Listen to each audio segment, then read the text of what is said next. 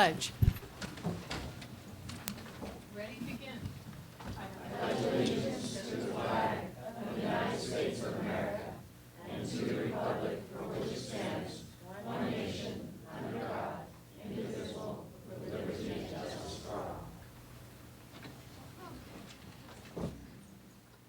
I think we have a lot of recognitions this evening, but a couple of pieces of business to take care of first. Our translator.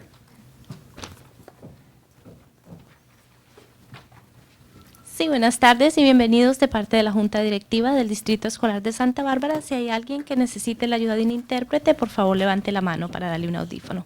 Gracias. Thank you. We have headsets for the hearing impaired as indicated on the bottom of that slide. Announcement of closed session action. On item B2, liability claim, claimant Selman, a motion by Board Member Cordero, seconded by Malakoff, a 5-0 vote to reject the claim. Liability claim, item B3, Kurtz, motion by Cordero, second by Malakoff, rejected 5-0. Item B4, the Casey waiver for graduation for students with disabilities. The waivers were approved on a unanimous vote, motion by Malakoff, second by Parker. And we will get to student discipline cases later. Acceptance of donations. Move to approve with gratitude. Motion by Ms. Parker, second by Ms. Malakoff. All those in favor signify by saying aye. Aye. So that is a unanimous vote. And no, one was waivers, one were exemptions. We need more information about the exemptions, so we didn't consider before. So now we're on to introductions, proclamations, presentations, or recognitions. Very good, thank you.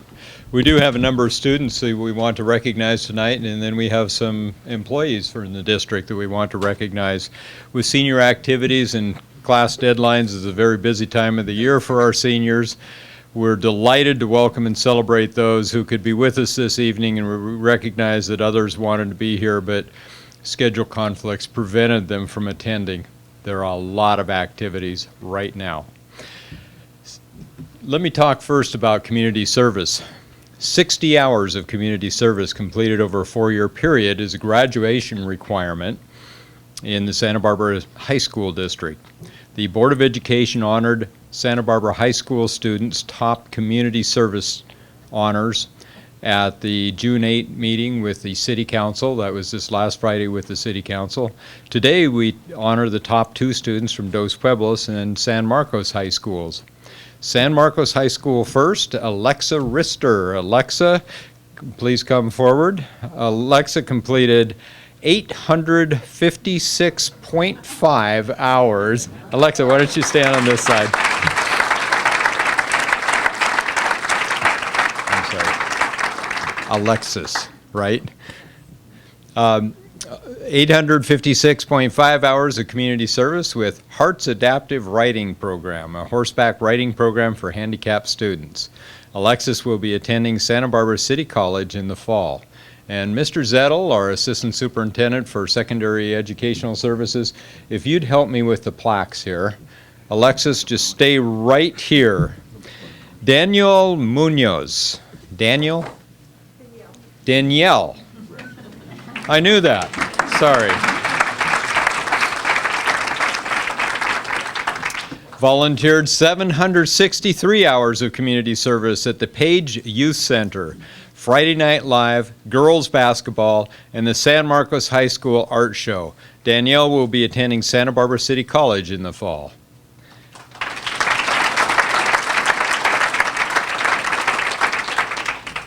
From Dos Pueblos High School, Adele Jennings completed 1,345 community service hours.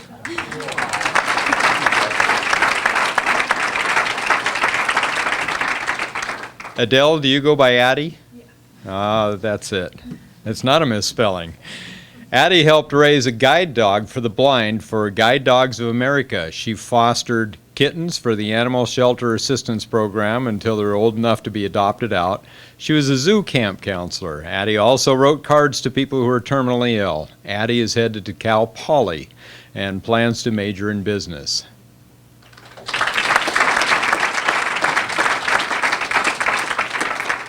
And Whitney Drake is the district's highest scoring community service senior. During the past 4 years, she accumulated in 4 years 3,432.5. Whitney was an intern for Santa Barbara City Councilmember Doss Williams. Oh, he was talking about that just today, as a matter of fact.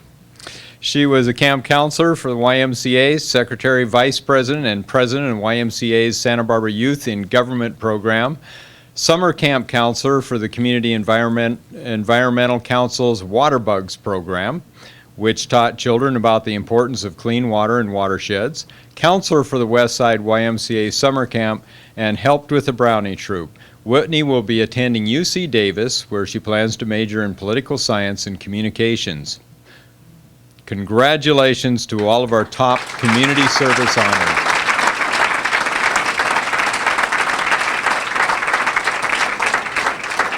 Ms. Harder?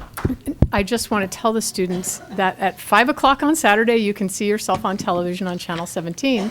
But I also want to acknowledge your families. I don't know if any family members or friends are in the audience. If you'd stand as well, this doesn't happen in a vacuum. So thank you for...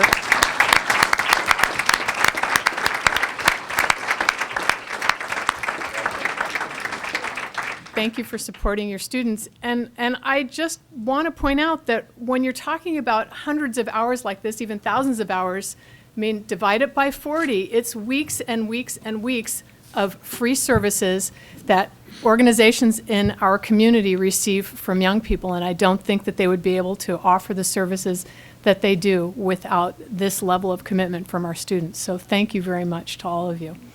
Thank you, students.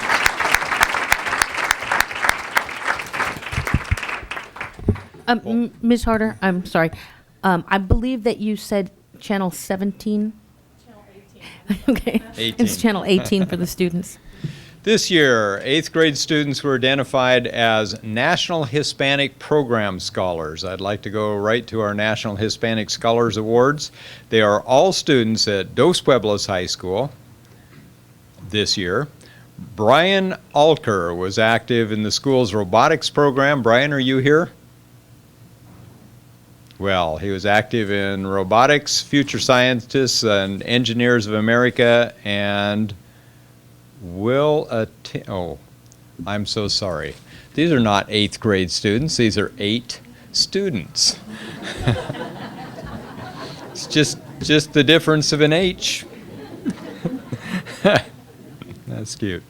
He will be attending UC Berkeley. I wondered how he got to UC Berkeley so darn quickly. Well, that's right. Maybe he's already there. Charles De La Cruz will not be here tonight. Charles, did you make it? Charles will be off to UC San Diego. Julianne Diaz. Julianne, did you make it tonight? We were told that she would not be able to be here. She will attend UC Davis this next year and major in biology. Dana Link Herrera. I believe, Dana, you are here. Excellent. Let me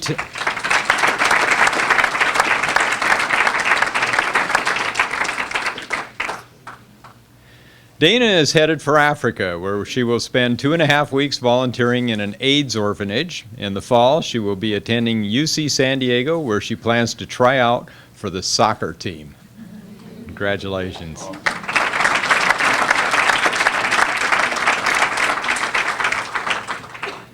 Claudia Lopez is another recipient. Unfortunately, we were not able to reach Claudia.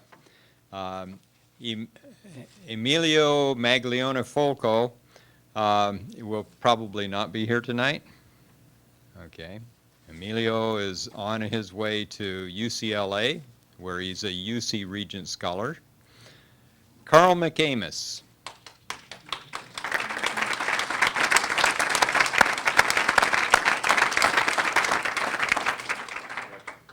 Carl Carl has been active in engineering clubs and activities such as the robotics program. He will be attending UCSB and has not yet declared a major. What do you think it is?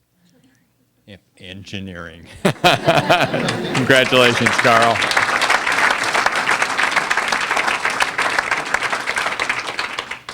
And we did have one other recipient who won't be able to make it, and that's Eleanor Mireles. So congratulations to our National Hispanic Scholars.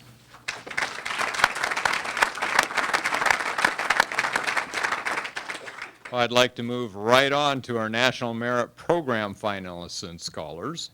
From Santa Barbara High School, Matt Hofer is on, is it Hofer or Hoffer? It's spelled Hofer, but it's pronounced Hoffer. It's Hofer. Oh, they're okay.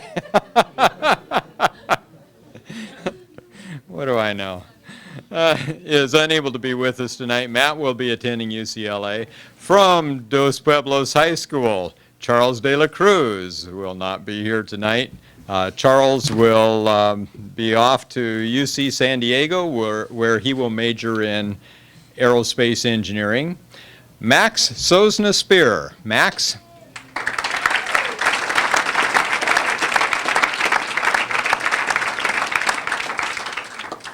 Max is active in theater at Dos Pueblos and participated in mock trial. He has taken a wide range of dual enrollment classes, including classes in Spanish, French, Chinese, Japanese, and Latin. That pretty well covers it.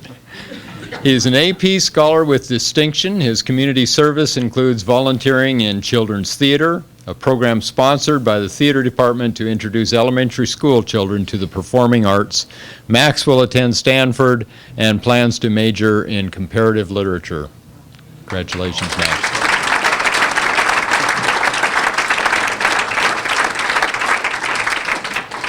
From San Marcos High School, Michelle Trichler was part of the mock trial team.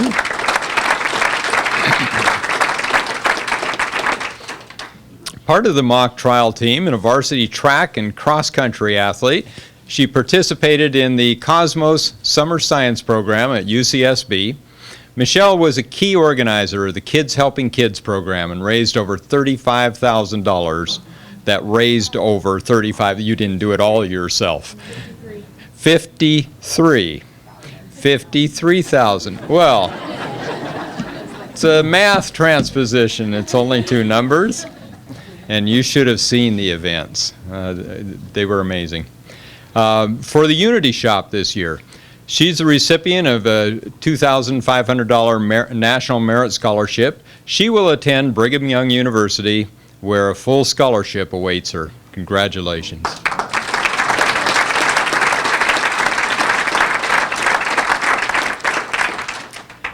Catherine Ranzohoff.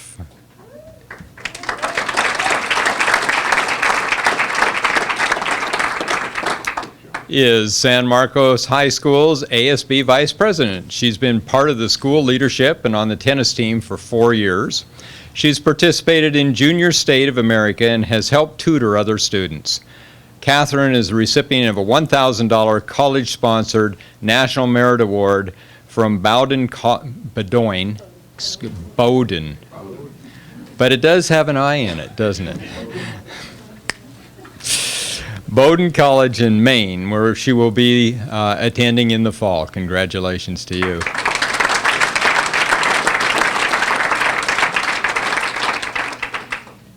Paulina Laub.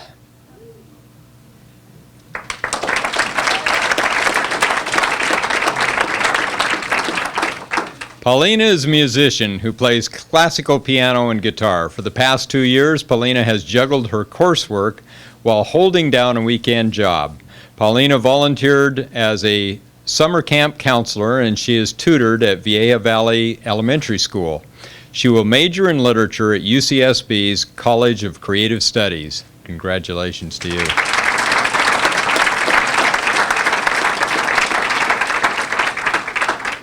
Andrea Matthews.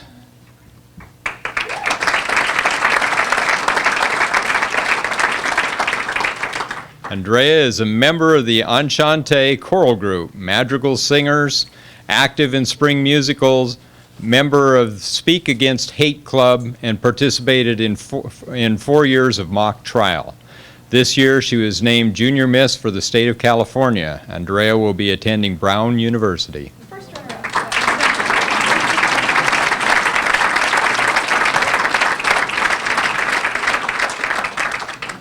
We believed it. You didn't have to correct it, Andrea.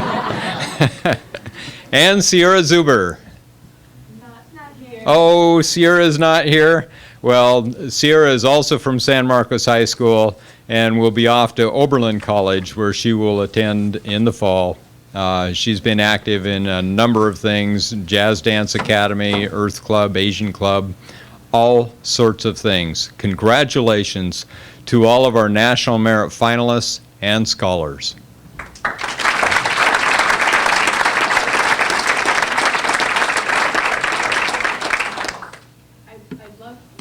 All the parents and family members of the student scholars who were just recognized to stand up and be recognized yourselves. Come on, don't be bashful.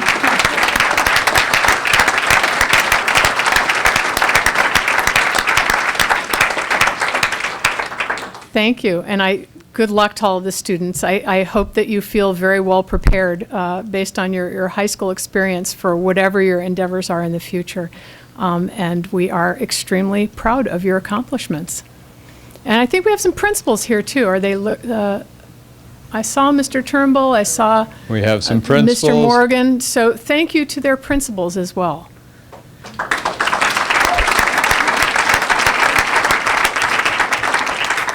And lest I forget, we have a number of teachers in the audience too. So I'm sure that teachers, will you stand up? I'm sure that you taught a number of the students who were here in front of us. Okay.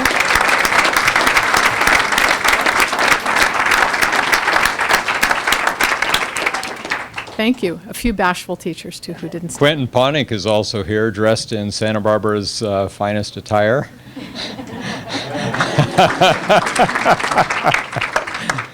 Well, we have a number of employees in the district who either are retiring or have just recently retired, and we were able to spend our time with them yesterday. We also have employees who have spent a serious amount of time in the district, and we are honoring tonight for their service in the district. And to make those awards tonight will be Elaine Alvarado, who's a coordinator in the personnel department. Elaine? I'd like you to stay and help, if that's okay. And Robin will be down to help me as well. Great. Thank you again to the board and Dr. Sarvis. It's a pleasure to be here tonight to honor those individuals who have given us 30 or more years of service to the students and staff in the Santa Barbara School District. And as we do every year, we'd like to add up the years of service that we're recognizing tonight. The total sum of years of service represented here tonight, 685 years.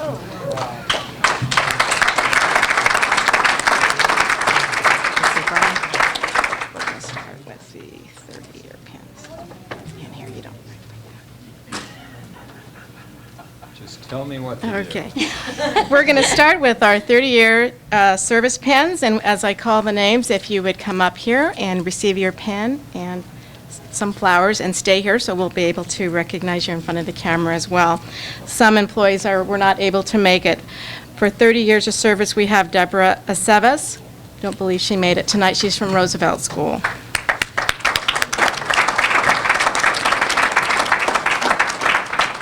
Donna Burns-Golay, did she make it? Not here tonight. Linnell Glass is here. Yay! Just doesn't matter. Just one flower. Yeah. Jenny Martinez, Child Development Program.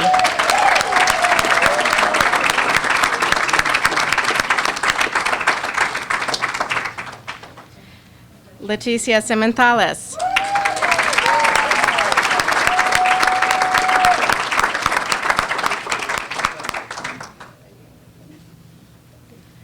Sala Vizcarra.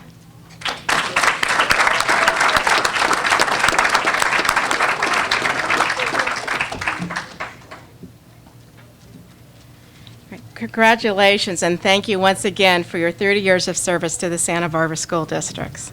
Congratulations.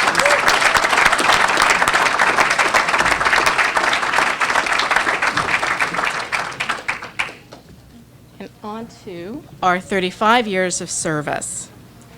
Wayne Cole. And a special happy birthday to Wayne Cole. Happy birthday. I'd like to thank my wife, Valerie. We stack lunches and love. It's on the 180 days a year time. I want to thank the parents for trusting me with their daughter's math education. And I dedicate this to my mentor, J.R. Richards.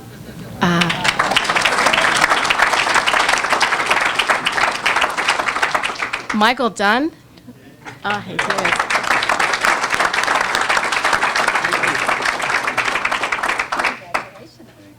I'd also like to thank my wife. And hopefully she'll be retired next year. We'll write that one down. Yeah. Gretchen Folks. She should be here tonight. Yes.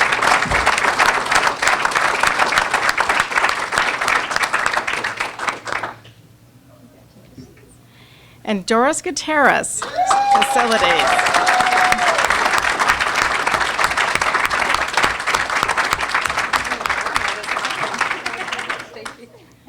There was a little bit of funny math that happened, but we were able to award Doris her 35 years of service this year. So congratulations. Pamela Holst.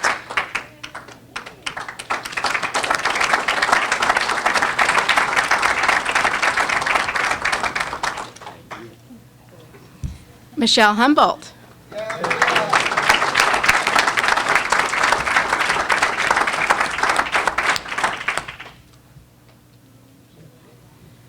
Michael Irwin. Didn't make it here tonight. Susan Kirkos. Is she here tonight? Yes.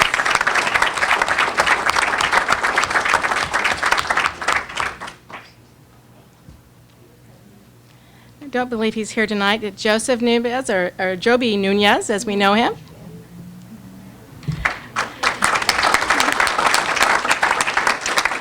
Judith Shuck is here.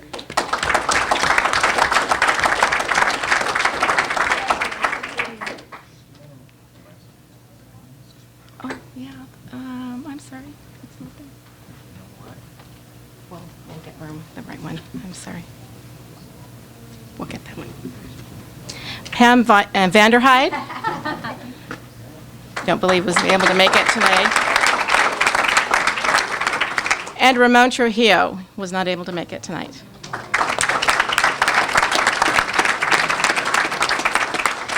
Again, congratulations and thank you for your 35 years of service to the Santa Barbara School Districts.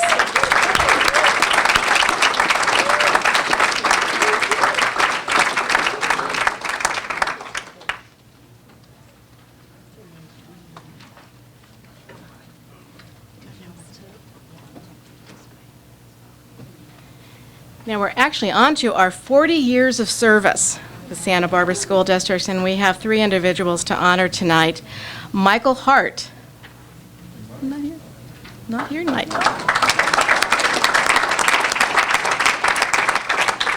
Linda Meyer. She should be here. No, she didn't make it either. Oh. Doug Mitchell. Doug is here.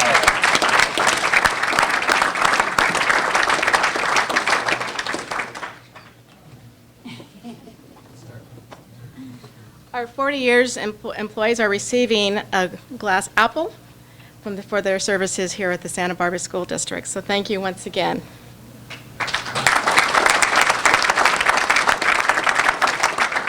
And as well, the district would also like to thank their family and friends for sharing you with us for all these years. Thank you.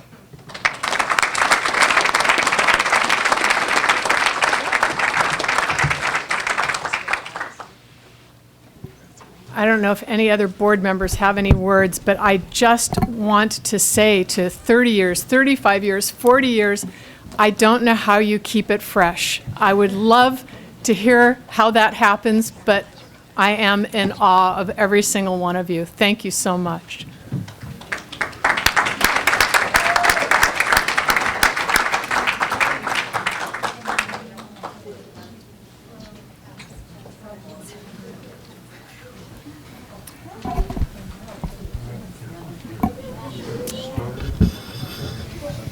Okay, we are on to our superintendent's report. We really know how to empty a room, don't we? Well, I will be brief with the superintendent's report. And let me start with promotions and graduations in the secondary district that are underway this week. Board members and district staff will be in attendance, as noted, and an item on the agenda. At Dos Pueblos High School, we have 516 graduates. San Marcos High School, 474. Santa Barbara High School, 551, and La Cuesta Continuation High School, 64 graduates. So congratulations to the 1,605 students eligible for graduation.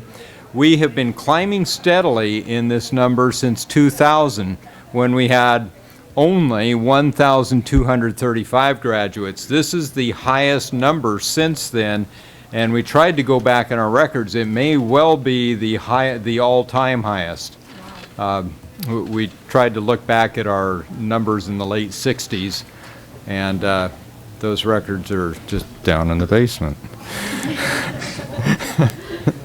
Well, to date, 76 seniors have not passed the California High School Exit Exam, which is about the same number as last year. Approximately half of them are special education students, and this constitutes about 4.5% of our students who are reaching this point in their senior year. I need to note that these students have taken the test and have not received the May results. They will be receiving them at the end of June. Most of them are going to summer school. They will be retested in the fall. A number of them are re-entering as fifth-year students in the fall. So we'll see how they do, and we'll keep the board updated. Marilyn Garza, a math and physical science teacher at Santa Barbara Junior High School, was named the 2007-08 Santa Barbara County Distinguished Educator. She was one of 3 teachers in the county to be so honored. We plan to recognize her at a future board meeting this summer. Summer school in our secondary district will begin on most campuses on June 20.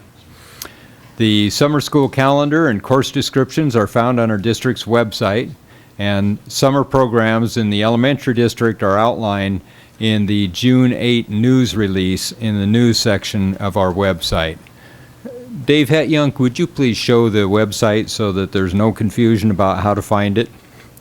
sbsdk12.org.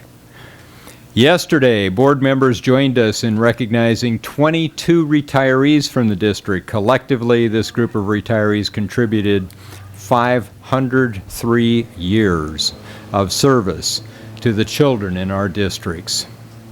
And I'd like to provide you an update on teacher layoffs. The reduction in force process started in March in accordance with the law.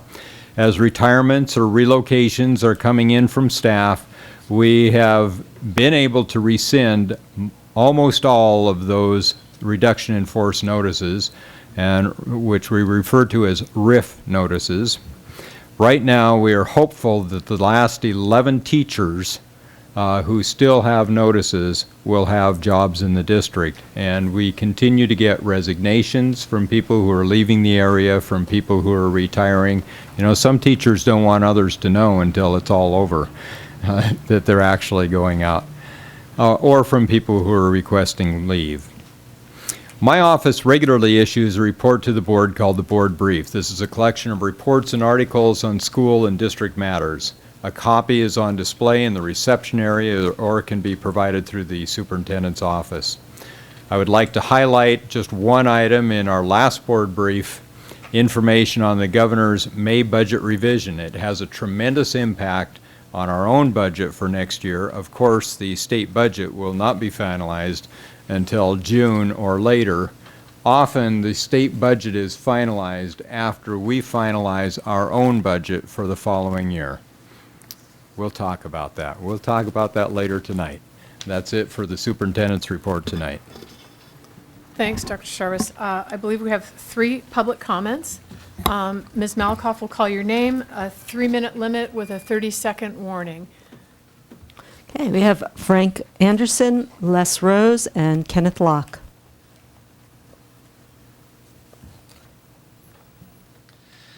Good evening.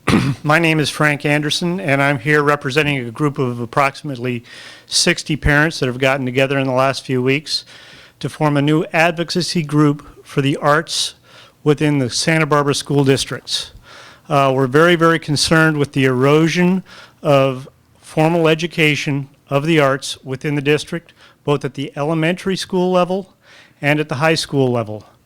It's gotten to be so bad that we now have decided that parents have to get more involved in this process, and we will be looking to provide input to the board for matters relating to funding of the arts for the elementary and secondary district. We are still in an investigative process trying to find out exactly what's been happening over the last couple of years. We want to find out where the budgets are, where the budget cuts are, but we really feel that it's incredibly important to fund the arts. Without funding the arts, we all know we get bright flight from our schools to the private schools. The arts also keep students in the schools that might not otherwise stay in schools. And it gives students a reason to excel in their educational fields.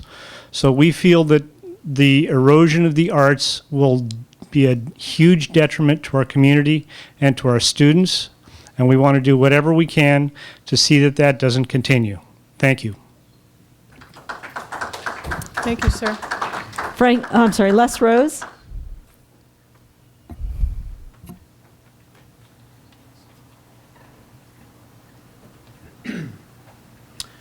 I'm Les Rose, band director of Dos Pueblos. I'd like to go back a few months when a task force was formed to discuss the impending and apparently already imposed wellness policy, which required freshmen to take PE regardless of the previous exemption for marching band. This task force was formed under the direction of Mr. Jan Zettel and Nancy Harder, comprising band directors, PE teachers, parents, counselors, parents of students involved in the arts, particularly marching band, theater. And some great ideas were brought forth in those task force meetings. It seems, however, that 2 of the best ideas seemed to be ignored. And I did not get a chance to speak at the last board meeting, but I did speak at a previous one. And at the previous one, not this last one, but one a few months ago, 2 of the great ideas that were brought forth by the task force were, number 1, the status quo. The status quo was considered by Nancy Harder and Jan Zettel to be a viable idea at the time because there was no emergency to make any changes to the PE credit for marching band situation, because no written threat by the board that investigated us was made. And to my understanding, no verbal threat, just a verbal mentioning of a possible impending change, but no written threat was made. 30 seconds. So I strongly advise revisiting that status quo because that was considered a good idea. And very quickly, the other very good idea that was brought forth and agreed to by Nancy Harder, Jan Zettel, and in a further private conversation at the DP Cookout, Dr. Sarvis, was that marching band should be afforded the same status as a team sport. It belongs to its own league, its own association. It does its own competitions for winners, losers, and placement. And it should be afforded the same type of exemption that team sport has. This was agreed by all of you. It was ignored. It was agreed that it was a good idea, but it was ignored. And I strongly urge you to take a look at that. That is a viable exemption. Thank you. Kenneth Locke.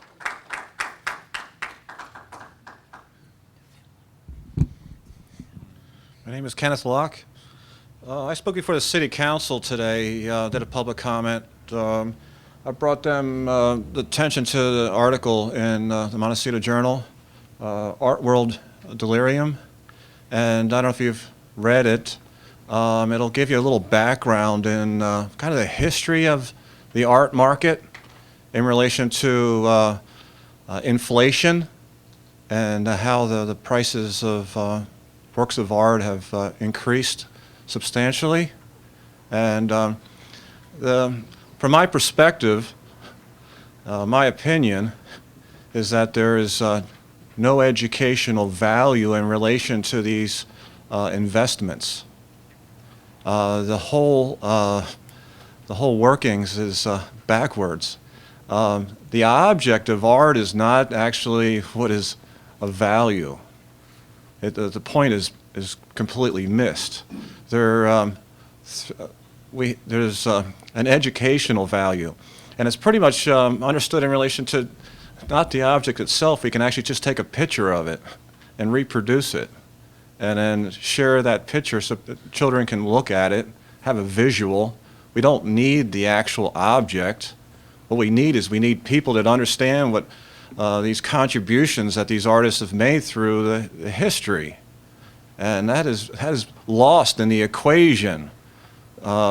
It's just funny, from my perspective, to see what is actually taking place here. Now, what's the connection between the art market and these children's education? Are we raising these kids up to be the next Picasso? Is this what the plan is, so that they can capitalize and make a lot of money through this pursuit? I'm sorry to say it, art is not about making money and the creation thereof. And so from just my background and me being here today, I feel a responsibility to stand up and provide a public comment and a little bit of understanding that I have that not everybody has kind of situation. And again, that's a responsibility for me to come forth and make this knowledge known. But when it comes to arts, I've made myself available to the city, and also I make myself available to the school board. If any questions or my participation in anything, just let me know. Thank you. Thank you. Thanks, Mr. Locke. I think that concludes public comment. Now we are on to our consent agenda.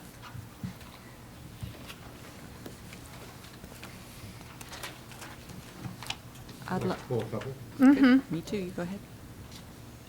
Ryan, D9.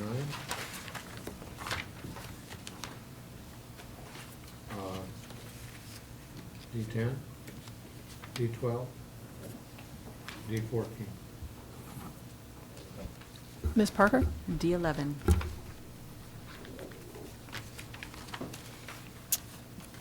Okay, is there a motion to approve with the exceptions of 9, 10, 11, 12, and 14? Move to approve. Thank you. A motion by Ms. Cordero, seconded by Ms. Malakoff, to approve the consent agenda with the exception of items 9, 10, 11, 12, and 14. All those in favor signify by saying aye. Aye. Passes 5-0. Now we are on to our action agenda. And we'll come back to those items at the end of the evening. Item E1 is approval of issuance of diplomas to end-of-the-year high school graduates. Mr. Zettel, our Assistant Superintendent for Secondary Educational Services, will present this. I'm very pleased to bring this to the board. The principals of the respective schools in the high school district have certified that 1,605 students are eligible for graduation at the end of the 06-07 school year. And I'd like to once again give congratulations to the families, the students, and the schools for all of the students who have met that graduation requirement. And I've listed the totals from each of the high schools on the cover letter, and I recommend that the board approve the issuance of diplomas to end-of-the-year high school graduates. Move approval. Oh. Second. So Dr. Noel made the motion, and I want to say Ms. Cordero, who had her mic open, seconded. Thank you. I'll trade you people. All those in favor of approving the issuance of diploma to the end-of-year high school graduates signify by saying aye. Aye. Passes 5-0. Item E2, approval of resolution number 0607-36 in support of SB Senate Bill 840, sponsored by Sheila Kuehl, the California Universal Health Care Act. This is a resolution, as the title says, in support of the California University Health Care Act. The savings to the district, universal, excuse me. What did I say? University? Oh, you know, I've said that before, haven't I? California Universal Health Care Act. The savings to the district might be as high as $8.5 million. I think not only in terms of savings to the district, but Santa Barbara County, I believe, has the highest number of uninsured young people than any other county in the state of Santa Barbara. I don't know if there are any board discussion on this item. Yeah, I have questions. Okay. I mean, I'd like to know some political context. Who's lined up supporting it? Who's opposing it? What are the arguments in favor of it, against it, just statewide? Well, at the top of page 2 of the attachment, it lists the principal co-authors and then other legislators associated with it. But I believe you're talking about beyond the state legislator. Yeah.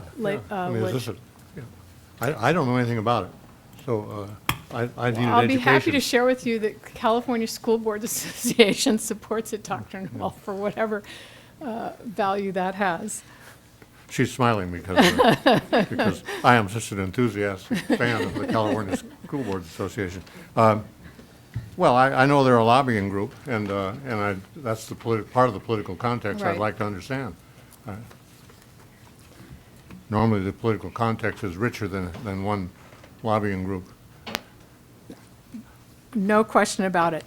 In January, Governor Schwarzenegger put forth his own health care plan.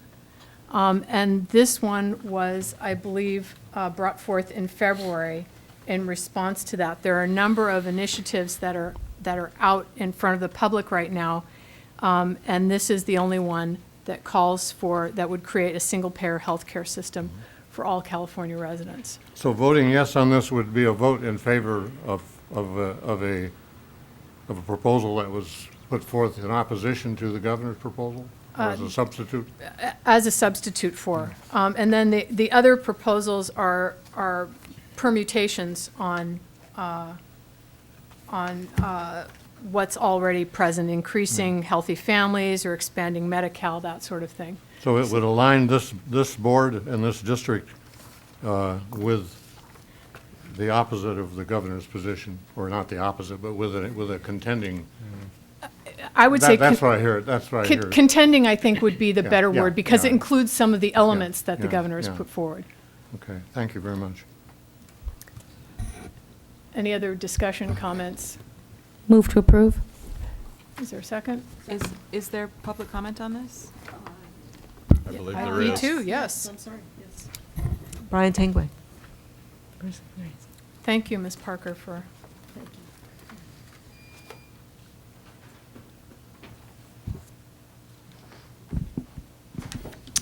Good evening. I want to thank you for considering supporting SB 840. The California School Employees Association, along with the California Teachers Association, and many other organizations across California, is a co-sponsor of SB 840. And during the past 2 years, not just this February, during the past 2 years, we've rallied in support of this legislation. Last August, we put 2,000 members on the Capitol steps. We've marched for SB 840 in San Diego, Stockton, Fresno, Riverside, in the East Bay and Napa, Bakersfield, and Santa Ana. As part of our internal education campaign, we've had members on paid release time at hundreds of work sites, speaking to other members one-on-one about single-payer health care. While we're hopeful that the governor will recognize that public sentiment is turning in favor of a single-payer system, largely because more and more people cannot afford health care, we don't hold any illusions. SB 840 supporters are jousting with one of the most powerful and well-financed special interests in the country. The health insurance industry will not relinquish its power and its profits without a fight, and they have the lobbying and PR resources to sustain spirited resistance. But we have to stage this battle and continue pressing for single-payer insurance, not only because it's the right action to take, but because health care is about people, and in a just and humane society, people should take precedence over profit. When I look at SB 840, I see a system that's fair and equitable for citizens and small business owners, for working people, for the elderly, but primarily, I see thousands of students who will benefit from access to health care services. And students, as I frequently remind myself and my members, is why we are here doing the work that we do. So I wanted to thank the board for considering supporting SB 840, and I urge you to join us in this important effort to provide health care for all Californians. Thank you, Mr. Tangway. And I'll reiterate my motion to approve. Thank you, and was there a second? Any further discussion by board members? All those in favor of approving, I'm sorry, I flipped the sheet of my agenda, approving resolution number 0607-36 in support of Senate Bill 840, the California Universal Health Care Act, signify by saying aye. Aye. Any opposed? Any? An abstention. An abstention, okay, great. So, And Madam President, I'd like the record to show that I abstained primarily because there's not enough material here to get a balanced view of the debate over this issue, and I have not, outside of this context, informed myself on it, and I don't want to vote on something about which I know so little. okay, that sounds reasonable. So now we are on to item E3, board action on student expulsion case numbers 0607-55 and 0607-75. In case number 0607-55, move to uphold the findings and recommendations of the hearing panel. Second? Thank you. So motion by Ms. Cordero, second by Ms. Parker. All those in favor signify by saying aye. Aye. In case, Aye. I'm sorry. Thank you, Dr. Oh, Noel. no, I abstain on that. I beg your pardon. Okay. I abstain on that. Okay, so it's 4 in favor and 1 abstention. And then in the case of 0607-75. In case 0607-75, move to uphold the findings and recommendations of the hearing panel. Second. Thank you. So motion by Ms. Cordero, second by Ms. Parker. All those in favor signify by saying aye. Aye. Any opposed? Opposed, no. Okay, so it's 4-1 with Dr. Noel voting no. Thank you. Item E4, approval of and public hearing on the submission of a general request waiver to the State Board of Education for a waiver of Ed Code Section 51222A, physical education on behalf of San Marcos High School. President Harder? Yeah. This item was to be time certain and was scheduled for 8:30 so that people who had something to say about it would know when to show up. So we showed it as an 8:30 item, and our intention was to move right on to the 7:55 presentation of the first conference agenda item. I don't know if that was clear in the way we did this, but... Yes. Okay, it says time certain. I had seen that. So let's move ahead to item F1 of our conference agenda. So no action on this particular item, F1. Report on a review of the consolidated final report of the feasibility analysis of the Santa Barbara School District's Hidden Valley and Tatum sites. I'm going to ask Dave Hatyoung to introduce this. Let me just say that this is part of an ongoing discussion about the district properties. Tonight's report provides further analysis on the district's Hidden Valley and Tatum properties, regardless of what you may have heard or have been told or may have read. No decisions have been made on these properties. We've been in the process of gathering information so that the board could have a useful and intelligent discussion about what the board how the board would like to proceed on the options. Evening, board members, Dr. Sarvis. If I may just make some brief comments on both my agenda item and Pat Saley's cover letter. In 2004, the board authorized the Real Property District Advisory Committee to review 4 of our sites: the Tatum property, the Hidden Valley property, our Happy Canyon property, and the property at La Cumbre Junior High School that currently houses Fire Station Number 5 for the city of Santa Barbara. This was what we call the 711 Committee, per Ed Code 17389, the 7 members to the 11 members that we've referenced to you in the past. Just real briefly, the Tatum property was acquired by the district in 1965. It consists of 22.86 acres and was originally purchased as a junior high school site. The Hidden Valley site was purchased in 1969. It contains 2 parcels that together total 12.67 acres, and it was originally purchased for a school site for students with disabilities. And a little bit of thanks to Charlene Kirkman for some written information that we were able to go through and find in our files. Our fire station lease ends on April 30th, 2016. The recommendations of this panel that looked at these 4 sites are outlined in Pat Saley's memo of June 8th, 2007 in the agenda. I also want to point out that for a full report on the recommendations for this committee, if you go to the website, October 26, 2004 board meeting, it's item number C1, if any of you want to go back that far. In 2005, the board authorized an RFP, request for qualifications, request for proposals regarding residential development opportunities for the Tatum and Hidden Valley sites based on recommendations from the District Advisory Committee. This was referred to as the Phase 1 feasibility study. We received proposals from 5 firms. 4 were interviewed. They were deemed to have an appropriate and complete submission. The review team selected Unidev, and the board authorized at that point legal counsel to negotiate a contract with Unidev. In 2007, the consolidated final report was delivered to the district. Kaiser Marston and Associates have been a part of this process all the way through. One of the assigned tasks, the latest assigned task for Kaiser Marston approved by the board, was the report you're going to receive tonight from Mr. Jim Raby of Kaiser Marston Associates, and it is his technical analysis and critique of the Unidev report. And so with that, I'd like to introduce Mr. Jim Raby.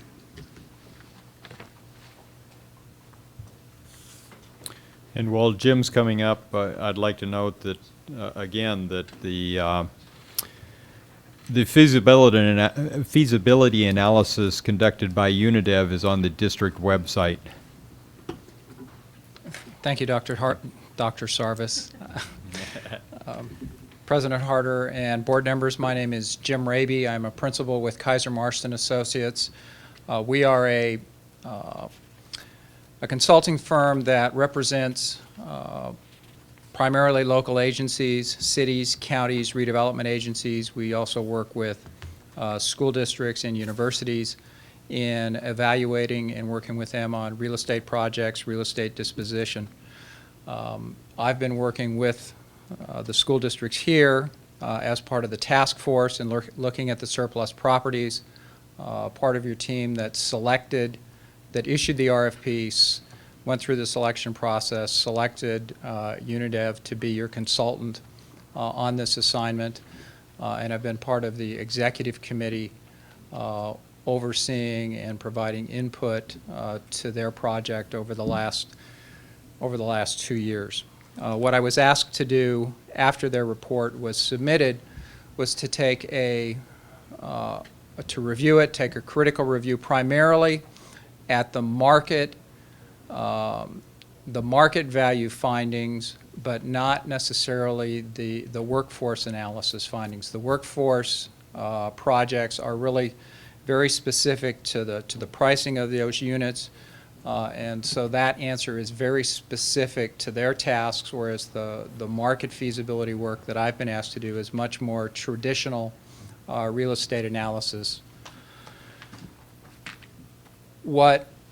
As a prelude to what I'm going to talk about, we've looked at primarily two things that Unidev has done. One is to look at the real estate findings with respect to market values, and then secondly, they have made some comments and discussions with respect to ground leasing these properties, and I have some comments that I'm going to give you in that respect.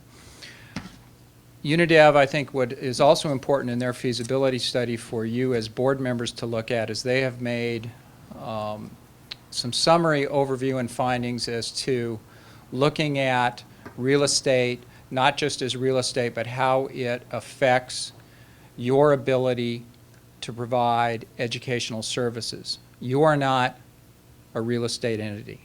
You are in the business of providing educational services to the Santa Barbara community. And what the surplus real estate assets allow you to do is, one, to provide funding to help in that mission, but also you have the potential to do other things depending on what your goals and objectives are.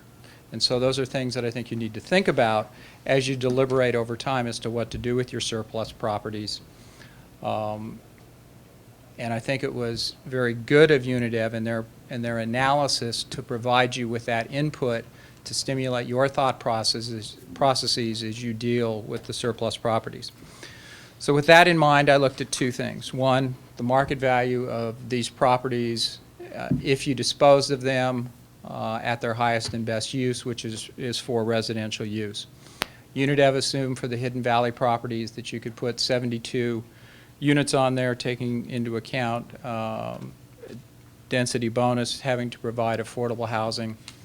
For the Tatum property, they looked at providing 90 units of housing on that site within the existing zoning, and again, adding about 20% affordable units at some mix of moderate income and low income. All of that would ultimately be negotiated between the city, the county, with respect to each site. The areas where I probably differ with Unidev, and my analysis on the market side is probably more aggressive than the approach that they have taken. My answers are somewhat higher, probably because I do more direct market rate development work than they do in terms of looking at projects. Even though the costs of development for construction for these projects is, I've assumed higher numbers. They have assumed, much smaller units, ultimately lower priced, whereas I believe that developers would want to come in and build smaller units close by the existing, but also larger units as you move away into the interior of these projects. That results in more likely higher pricing, higher pricing in terms of overall sales revenue, which ultimately translates down to the bottom line of what is your land worth. I've estimated, again, probably on a more aggressive side than UNIDEV, that the Hidden Valley site most likely has a land value of $36 million before we get into some of the entitlement costs, and the Tatum site at about $38 million. You are probably looking at in excess of $6 million for entitlement work. That would put my answers at about $30 million for the Hidden Valley site and $32 million for the Tatum site.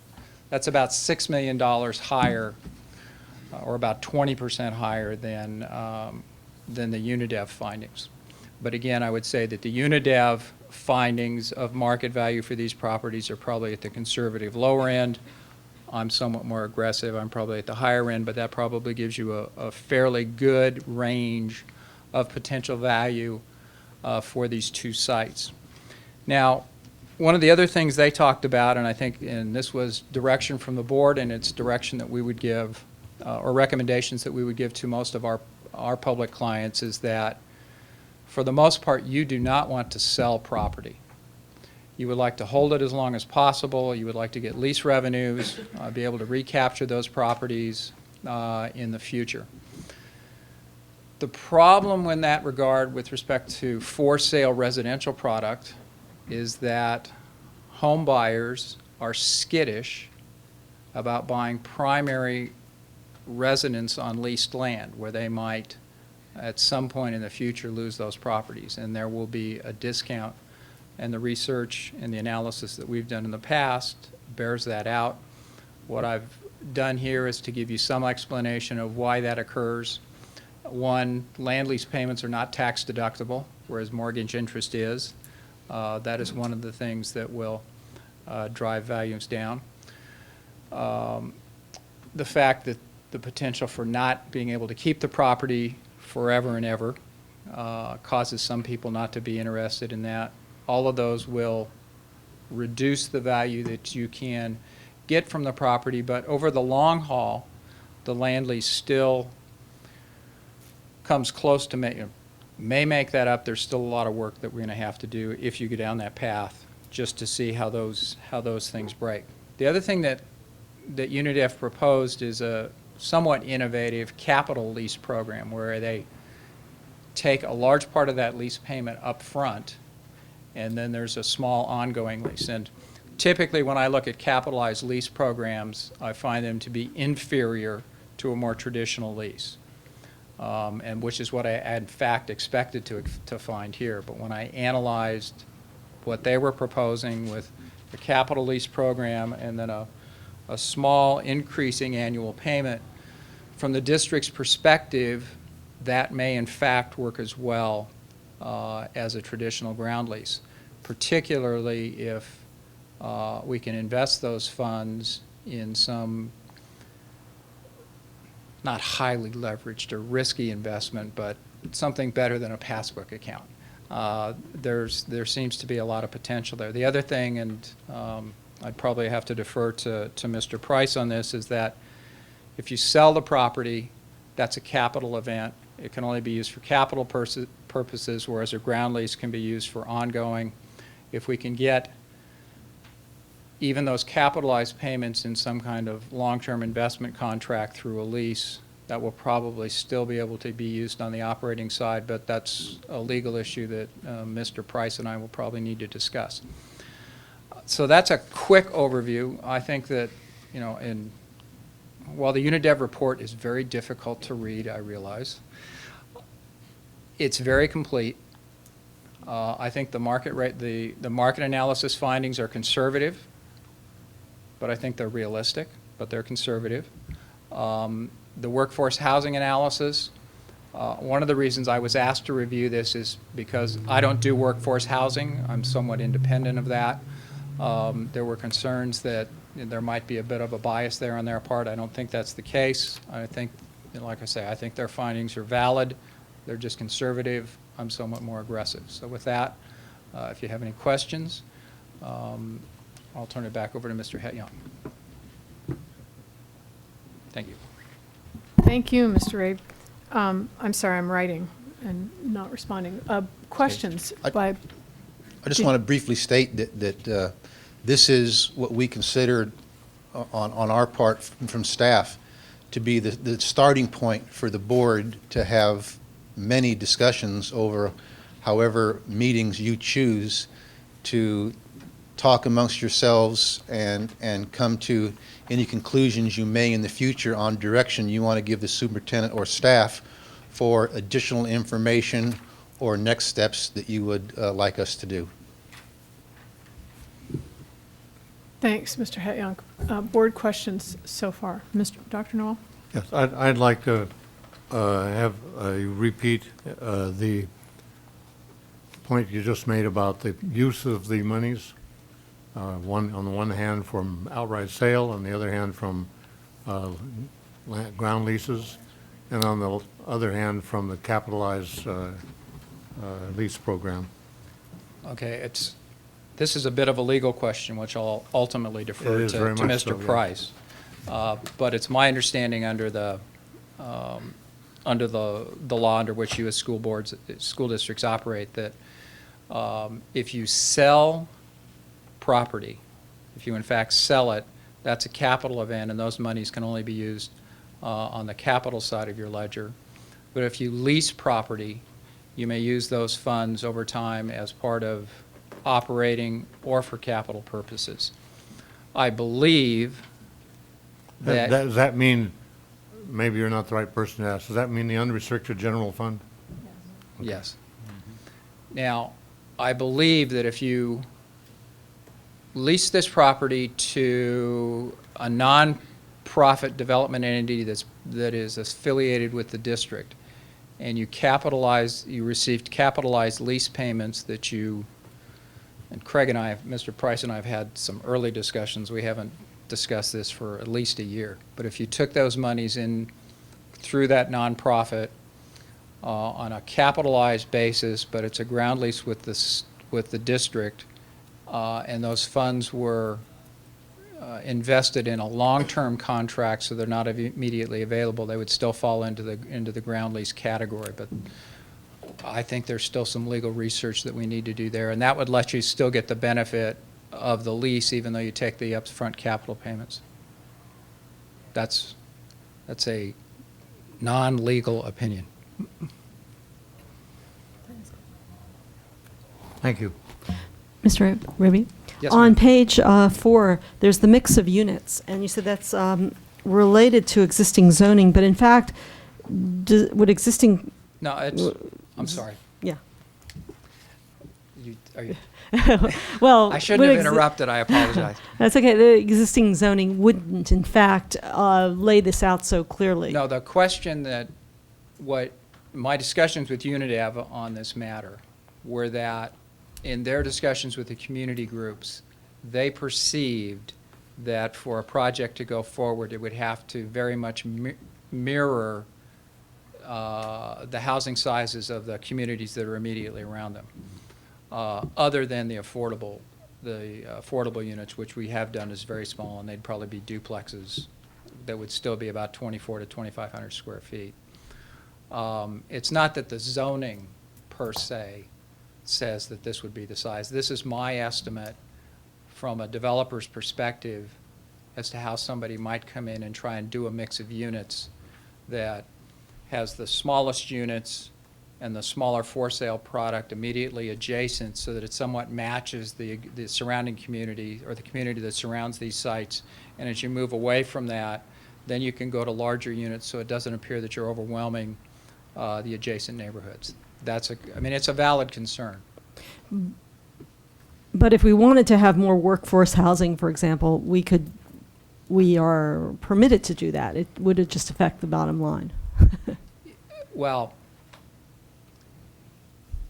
if you're going to do workforce, if you're going to truly try and do workforce housing, and if you were going to try and get anywhere near the same value as you can get from disposing of these properties as fair market for sale product, your densities are going to have to go up substantially. That is why they're looking at 250, 270, 300 units on these sites to make it pencil. Because to make the housing affordable for teachers and other district employees, you're talking about workforce housing that is at 140 to 160 and maybe 100% of median income, whereas the $1 million homes are at 200 to 250 to 300% of median income. So you have to significantly increase the density to be able to get sufficient both land value and or income value out of these. So if you're, in my view, okay, if you're going to do workforce housing, and if you want to have a financial result that is somewhere near this, and that's why I opened with what are your goals and objectives. If you want to accomplish both of those, you will have to be at much higher densities than is currently allowed at these properties. Or else the bottom line will change. Or else the bottom line will likely be less, yes. And you're talking the sales scenario on these comments. Yeah, I think, like I said, what I was requested to look at was not primarily the workforce housing analysis, because that is very focused to what they do. And I think that their estimates in that area are actually quite good. But what you wanted a second look at was to make sure that their estimates of fair market value, assuming that you put this property on the market to the highest bidder, that those estimates were reasonable. And I think, yes, they are. They're at the conservative end. I'm, perhaps a little more aggressive. Any other questions right now? Yeah, by affordable, what do you mean? Affordable, under the density bonus law, affordable housing has to be either for very low income, or moderate income. Very low is 50% or below median. 60 to 80 is low, 80 to 120 is moderate. That pricing, and I didn't try and actually set it here to match, that pricing would put you most likely at probably a low of 125 to 150, 175, and probably up into the 250, 275 range, and you might still have to have some assistance from the city or the county, as the case may be. Okay. Thank you. Other questions right now by board members? The management and operation of on both of the lease scenarios would be by a nonprofit corporation affiliated with the district? I think that's a question for Mr. Price, and because I had a couple of questions about that scheme as well. In the meantime, let me ask another one, which is sort of related. Would it be entirely the district's, therefore the board's discretion as to the rules, the algorithm for determining who gets workforce housing? Well, actually, Mr. Price can answer that one as well. That's really a matter for the board to discuss. We can set all the rules on that. That's my question. We could turn it over entirely up to us? We could turn it over to someone else to set the rules on it. I mean, we would set that in motion. It's not I'm basically asking, is it regulated by anything exterior to us? Well, the answer, like so many things, is yes and no. You're the ones that would devise the program, but any project that you bring forward would be subject to land use review by the agency having oversight. The city, of course, for the Hidden Valley, and the county for Tatum. As part of that oversight, which typically focuses on more, zoning, planning, density, design, et cetera, off-site improvements, they could certainly weigh in on the program that your board developed. So I don't want to leave you with the impression that it's your sole decision and nobody's going to be looking over your shoulder. They well and could, But there has been some experience recently in the city of Santa Barbara where a entity carrying out a project devised their own affordability scheme, and that passed muster. So I think largely you're looking at a program that your board would devise, subject to my caveat. And I just wanted to mention one other thing when I was whispering to Mr. Raby. You asked a question a minute ago, Dr. Noel, about whether the workforce model that he was discussing was under the sale option, I think. Yes. And I believe that what Mr. Raby was talking about was under the option of having such a development be carried out on leasehold property, meaning on property that the district would continue to own, but would be leased out, for example, to a nonprofit entity that would carry out the workforce housing project itself. And I just wanted to clarify that. Is that right, Jim? Yes. Okay. And the generalization, I believe, if I understand you correctly, Mr. Raby, was like essentially the more workforce housing, the higher the density. There was an inverse relationship. I haven't got it now, or actually, it's a directly proportional relationship between the. Is that what you said? Got it. I have my notes on it, and I thought I had it so elegantly written down here, and I can't find them. It's to get the same financial return from a workforce housing project, there needs to be a lot more density. That's correct. I'm not sure it's directly linear or proportional, but you have to increase the density because the units are smaller and the prices are lower to make sure you get to the same bottom line or similar bottom line. Dr. Knoll? Oh, I had a question. I didn't know if you were done yet. Surely not of me. No, of them. Well, But I I don't have a want lot to. of answers, Okay, I don't want to interrupt you. No, I was just taking notes. Okay. Ms. Cordero, you had a question? Thank you. I had actually two questions. One is just, I was wondering if you could explain just a little bit, Mr. Raby, and about the difference between the traditional lease and the capital lease programs.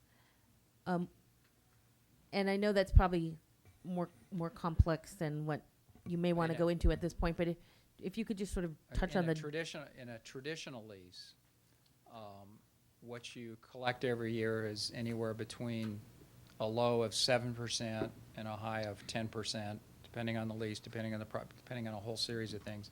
That's how much you collect every year. It's almost like collecting interest on a passbook account or on a bond, except it goes for a long time and you get periodic adjustments that increase your return. That's one of the reasons we like traditional leases. In the capitalized lease program, what happens is you get a large value up front, very similar to the equal to or almost equal to the actual land value, so that they're prepaying the entire lease, and then you get a small amount every year. So you get a much smaller amount that might relate to, say, a half to less than, maybe a 0.5% of what the land value was worth on an ongoing basis, but you get a large chunk of change up front that you can use for various purposes. And is that large amount that's up front, does that create a significant difference for the buyer? I guess my question was, I should have stated it more clearly. I was wondering what the difference is specifically to the buyer. To a home buyer, as compared to a commercial Yes, owner. yes. But to a home buyer, because all of that capital payment, that large capital payment comes up front, it goes into the initial mortgage on the house. And so all of that interest is deductible, whereas a ground lease payment is not deductible for tax purposes for individuals. So that's a significant advantage, and I think that's why they proposed it. I think it actually, in this context, it may make a lot of sense. Like I say, when I've looked at capital leases before, typically on a commercial basis, it is not advantageous either to to the lessee or to the lessor. But in this case, it may in fact be advantageous if we want to go that route. But there's a lot of steps to get there. And I just had a building question on that. This is scary. Now, and it may be a question for Mr. Price. How would we as a district characterize that income? If it's being deducted as mortgage income in the capital lease scheme, would we count that as? Doesn't change Well, it? the tax deductibility issue doesn't change, okay. That doesn't relate to you. That's only for the home buyer I side. understand, but from our standpoint, in terms of income stream, is it lease income or is it capital income? Or some combination thereof? I think we could structure it to be that, but I think we have a lot of legal and financial work to get there, but that's my opinion.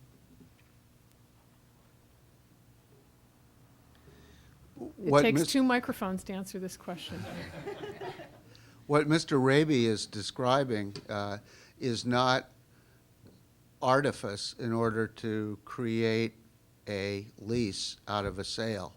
We're talking about a conventional lease. And because it's a conventional lease, the revenues that are generated are usable for general fund purposes. And as I think you know, we've taken a very hard look at that question because we anticipated that that could be something that was very important to your board. But I just wanted to follow up with Mrs. Cordero because a lot of these issues involve concepts that people aren't used to in everyday life. But I want to be sure that you appreciate that when people buy improvements on leasehold land, that they can go to a lender and get financing, just like is the case with buying a conventional home under fee ownership. The terms are slightly different, the interest rate is slightly higher, and so the arrangement that Mr. Raby was talking about simply reflected that rather than someone acquiring a leasehold interest with, let's say, an affordable unit and beginning to pay $1,500 a month for 30 years or whatever it is, that they would take that obligation, just like if you buy a car and then you go to the credit union and you say, okay, I want to borrow the money that can pay the lease obligation, and in that way, the money gets transferred to the owner of the property, ultimately back to the school district, and the benefit to that owner is that they get that very significant deduction that wouldn't otherwise be available for mortgage interest. So it's lease income. And it's lease income. Because it's still a ground lease. The district owns the property. It has restrictions like any other lease on the property.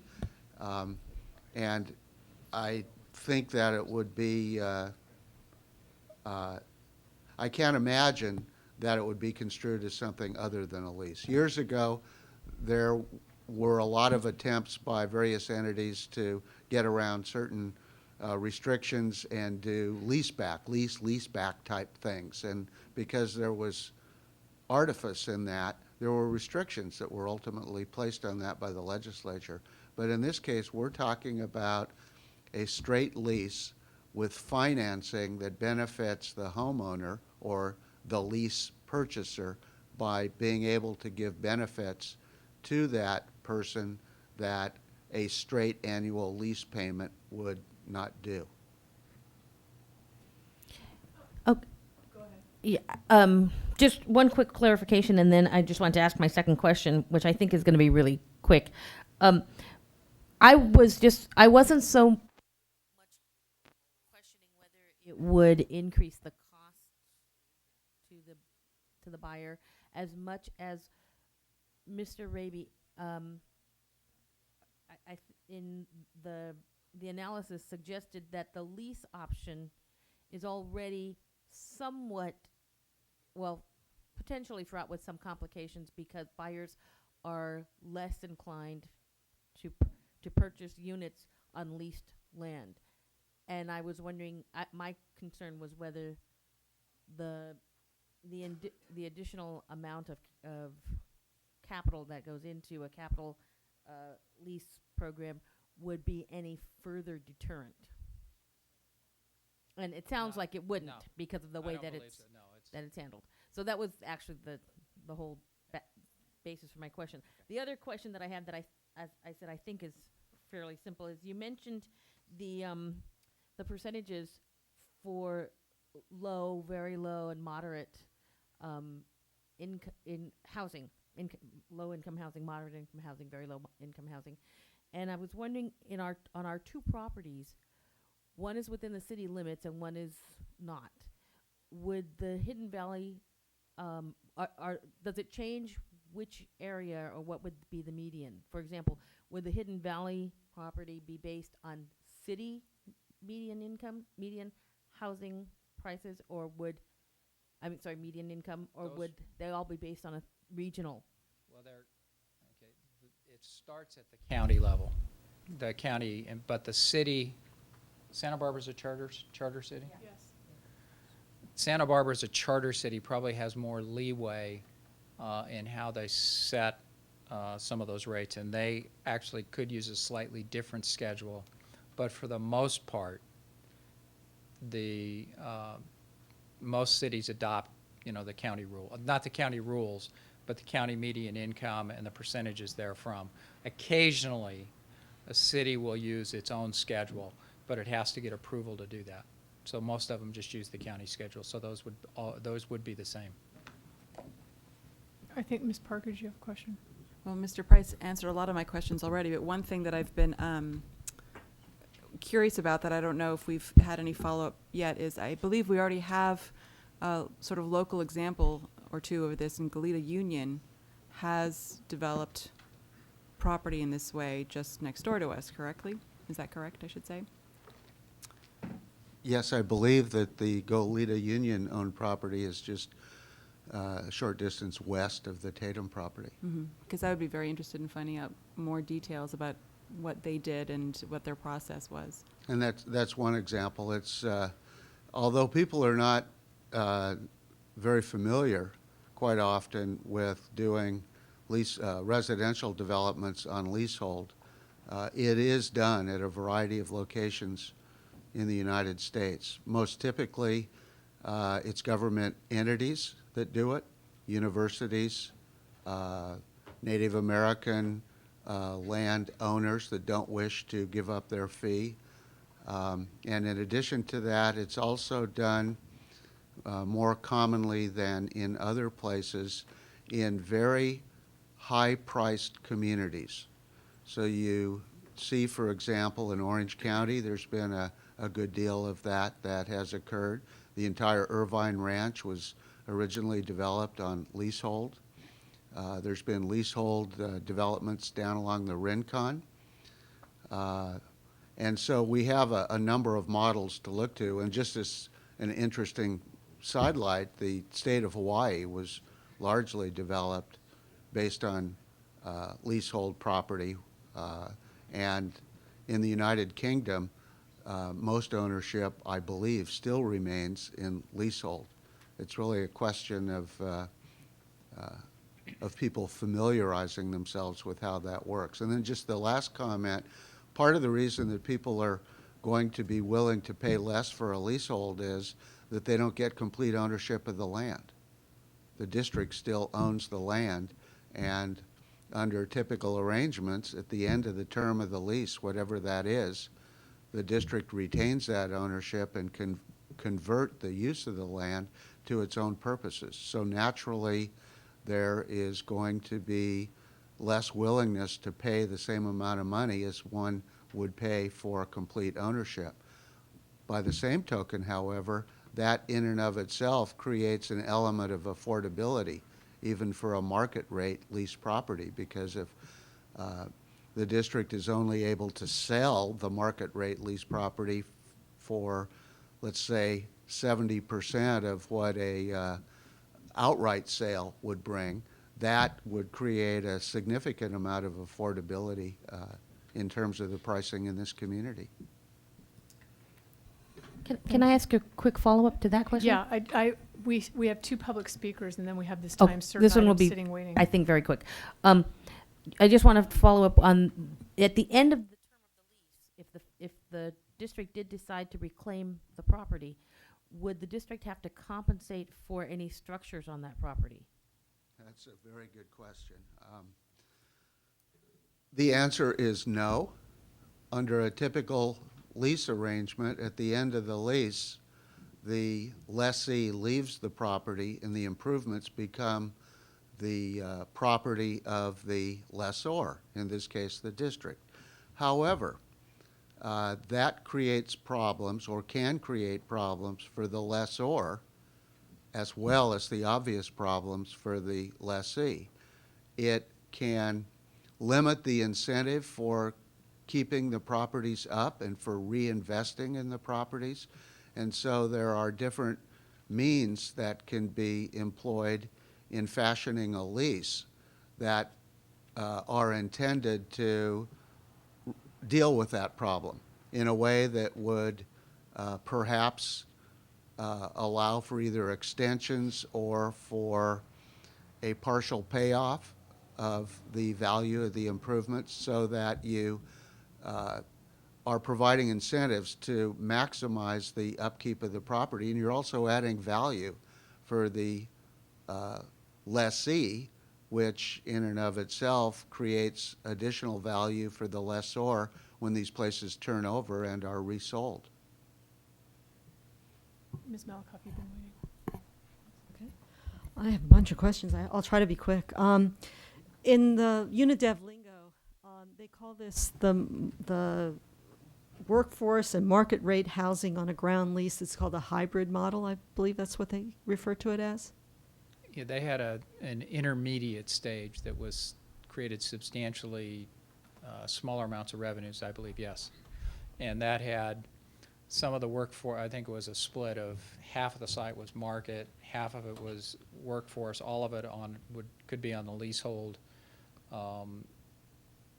And it's a different option. I didn't spend a lot of time. But your option is basically a hybrid as well.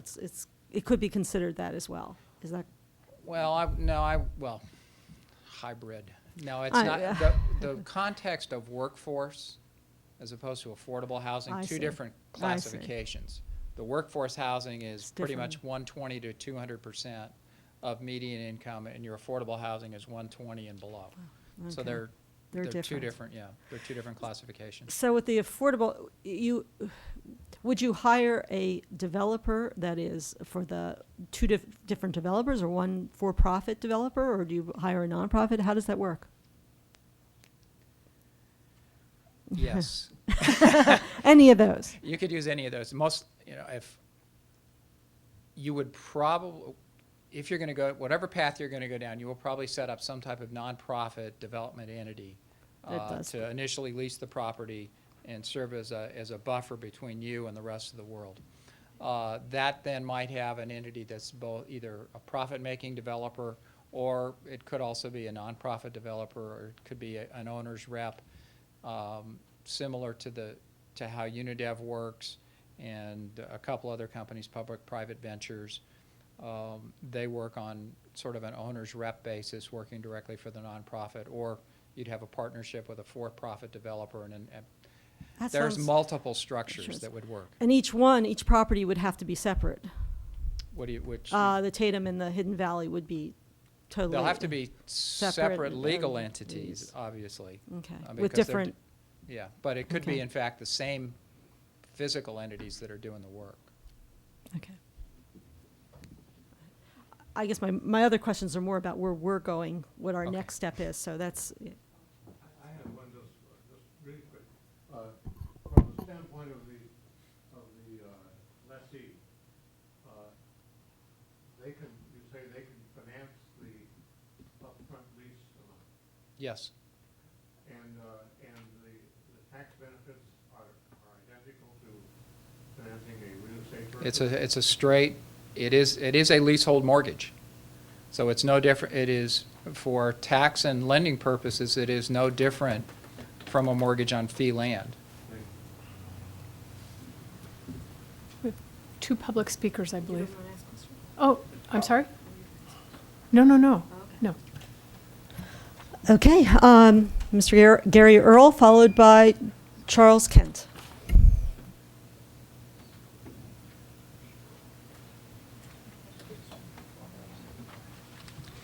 Good evening, board members, Dr. Sarvis. When UNIDEV was awarded the contract to do this study, citizens and a board member raised the concern that there might be a potential conflict of interest in that UNIDEV would be doing a study in which they had a potential financial interest in the outcome, i.e. they could possibly become the fee developer for the project and have the potential of making $6 to $8 million in fees if certain scenarios were selected by the board. These scenarios range from selling the land, under which scenario UNIDEV would make no profit or no additional monies, to a scenario of upzoning 276 units, from which UNIDEV, if selected as the fee developer, would make the maximum fees. The Kaiser Marston study of the UNIDEV study reflects that the fears of this conflict of interest and the UNIDEV study being skewed may have been realized. It would be to UNIDEV's advantage to show that the for sale scenario to be at the lowest possible value would make it less attractive to the board and therefore less likely to be picked, and then would benefit them later in that if a development scenario were picked, they would make more money. Now, in fact, the Kaiser Marston study concludes, now he mentioned a $6 million figure, but in his report here it says KMA's estimates of value are approximately $4.5 million higher for the Hidden Valley site and $7.1 million higher for the Tatum site. That's an $11.6 million differential from two consultants. So it's obvious that UNIDEV has taken the most conservative route to make a for sale scenario the least attractive or less attractive for the board. So conversely, wouldn't it be pertinent to speculate as to whether UNIDEV skewed the 276 unit scenario, the value and profit of it, higher to make it a more attractive option for the board, since this is a scenario that would benefit them the most with the highest fees? There is evidence in the UNIDEV report that substantiates this premise. On page 80 of the UNIDEV study, they say over a 30-year 30 period. seconds. Sorry? 30. Oh, I'll never finish. At a 30-year period, assuming each dwelling unit changes hands once every 8 years, the board would receive $18 million in additional fees.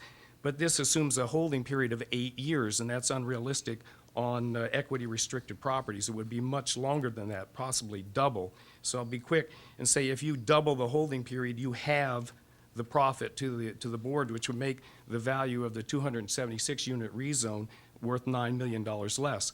So I say they've overvalued the scenario that's most likely to make them money by $9 million and undervalued the scenario that's make them no money by $7.1 million for over a $16 million skew to get you to go in one direction than another. Their study's 823 pages, and I read it all, and it's full of inconsistencies like that, and I think you should all read it and be very careful of how much value you put on their study. Thank you. Thank you. Charles Kent. Good evening, board members, Dr. Sarvis. I've been an attorney and real estate broker for over 40 years here in town, and I've heard everything that Jim Raby had to say, and I recognize, as you do, a lot of serious challenges to making sale, the kind of sale and a lease program that you're talking about for employees of the district, a real challenge. There's going to be a lot of problems with people not wanting to buy those kinds of things, and the more dense it becomes, in order to make things affordable, the less attractive those units are going to be to sell. Some realtors are already finding that out locally on some things they've built too densely as it is. For instance, out at Modoc and Hollister Road, 12 condos were built highly dense, 12 of them on 3/4 of an acre. They can't sell them. They've been in the market for over a year. They've sold 3 of them at market rate. The ones that went affordable went real fast. And these timeshares now down on Chapala Street, high density, nobody wants to buy those. They're trying to get out of it by make it in some kind of a club because there just aren't buyers that are looking for high density. And I think you're shortchanging your teachers if you think they're going to want high density on a lease, especially the tune of something like 270 units on that acreage at Tatum. But same in Hidden Valley, that's not the attractive kind of a thing for a family. Everybody packed together. You're on a lease. Your potential for making capital gains in the future is very limited. So I think if you get way down the path and find out this maybe isn't going to really work, you'll have to look again at the possibility of selling those sites to other developers. Get your entitlements first, which would cost about $6 million per site, and then sell them to developers. And Jim Raby's opinion was that the UNIDEV report says if you did that at current zoning, which we citizens who live out there by the Tatum property especially, and same in Hidden Valley, would like you to do, the market values UNIDEV claims could be returned from that are at least 20% lower than Jim Raby's opinion. And I'd concur with that. 30 seconds. Gary Earl's opinions are that the higher sums could amount to over $7 million on Tatum and $4.5 million on Hidden Valley from sale at market rates. So we'd just like you to keep in mind if all these challenges can't be met for the leasehold process, which is important to get operational funds, we'd like you to still consider selling to developers at current zoning on those sites. Thank you. Thank you, sir. Okay, shall we move on to the next item? Do we have to, at some point, talk about what we want next to talk about here? Go ahead, if you have some quick suggestions. We've got folks waiting on an item. Go ahead. Well, we can come back to it after this one if that. Maybe we makes should more- come back so we Okay, can have that's further fine. discussion. So we're jumping back to a time certain item. It was item E4 on the action agenda. And it is approval of and public hearing on the submission of a general request waiver to the State Board of Education for waiver of Ed Code 51222A, physical education, on behalf of San Marcos High School. And Michael Gonzalez, our Director of Compliance and Categorical Programs, will present this, or at least introduce it. We have Craig Morgan, Principal of San Marcos High School, in the audience. Thank you very much. Back in on June 2nd of 2006, as you may recall, we were visited by the State Department of Education, who conducted a categorical program review. To our surprise, one of the programs that they chose to review was our physical education program, specifically at San Marcos High School and at La Cumbre. During the visit at San Marcos High School, they were found that we were not in compliance with a section of the Ed Code that talks about making sure our students have 400 minutes of PE every 10 days. Many schools, because of a block schedule, are in the same dilemma. Back in 1984, the State Board of Education set up a process, a waiver process, to permit schools that functioned on a block schedule to waive that particular requirement. Those, the regs set up by the State Board of Education were again revised back on June 1999. The petition before you is a submission to the State Board of Education to consider a waiver of the 400 minutes every 10 days for San Marcos High School. Their staff has prepared that document that you folks have a copy of it, and the principal, Craig Morgan, is available to answer your questions. I will share with you that part of the urgency in this matter, and the reason we've come before you tonight, is that the State Board of Education sets up a waiver calendar. If we submit this document by the 25th of June, it'll go to about a 2 months review by the staff of the staffers at the State Department of Education, and could be put on the agenda for the State Board of Education at their September 12th and 13th meeting. They have shared with us that there's no guarantee that on September 12th or the 13th they will approve or disapprove this waiver. It could be that we won't hear until November. We, as a district, did tell the State Department of Education that we would resolve this issue.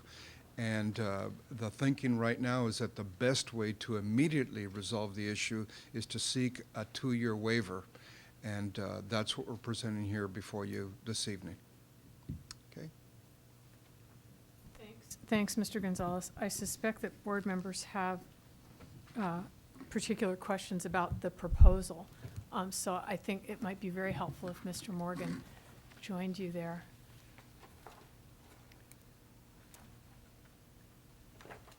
Good evening. Thank you for this opportunity. Do you want to walk us through the proposal really quickly, Mr. Morgan? I'll be glad to do that. I'm looking at page 2 of our document. The main issue here appears to be item 9. And what we developed a committee, and I've got a couple of people in the audience I'd like to recognize, Carolyn Terioki-Brady and David Holmes, that were part of this, along with Brian Roth, the head of our PE department, Marcine Newman from Health, Mike Thrasher from RISE, that met over a period of a month and put together the document. We decided with David Hayden's help and Michael Gonzalez's help that we could put together a plan that all 9th graders would be enrolled in physical education their entire 4 terms. We have due diligence on this. We have about 300 of our 500 incoming freshmen that will be involved in a pilot program described on page 9. Basically, the students will be enrolled in physical education for 5 days and then RISE, terms 1 and 2, and then that would flip term 3 and 4 to physical education and health. So the students, and this was created by our staff that came up with this idea of 5 days of PE, 5 days of another subject, and so forth for the entire year, which meets the compliance issue of 400 minutes every 10 days. Excuse me, that's in 9th grade? Yes, ma'am. Oh, good, okay. So all 9th graders will be enrolled in physical education for the 400 minutes every 10 days. Go ahead. I'm sorry to interrupt you, Mr. Morgan. I was just wondering, for the sake of people who don't understand the block, because when you're just reading it, it seems as though you would imagine that they're actually in PE for more than the 400 minutes every 10 days. So could you explain why that doesn't work out over the course of the semester? The whole year. The kids are enrolled in 90 minutes of physical education, 5 days a week for 1 term, which exceeds the actual minutes required by the state. But what the state has issued in 1984 that San Marcos never applied for is the state is concerned with the healthiness of kids over a long period of time.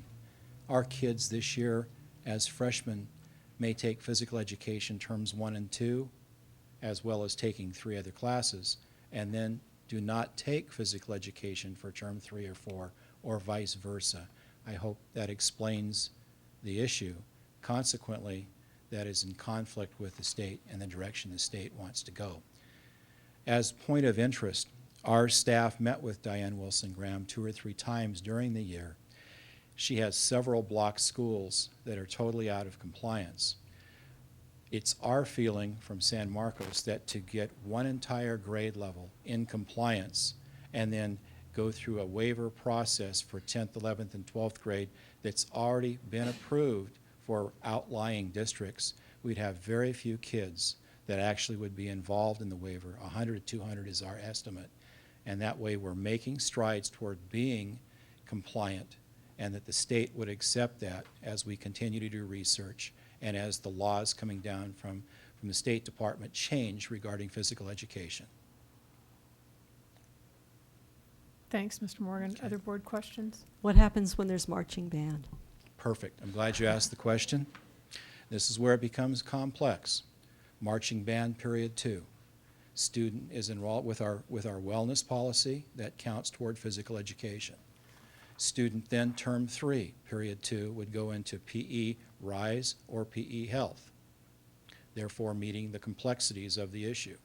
And here's where the flexibility that our staff created comes in.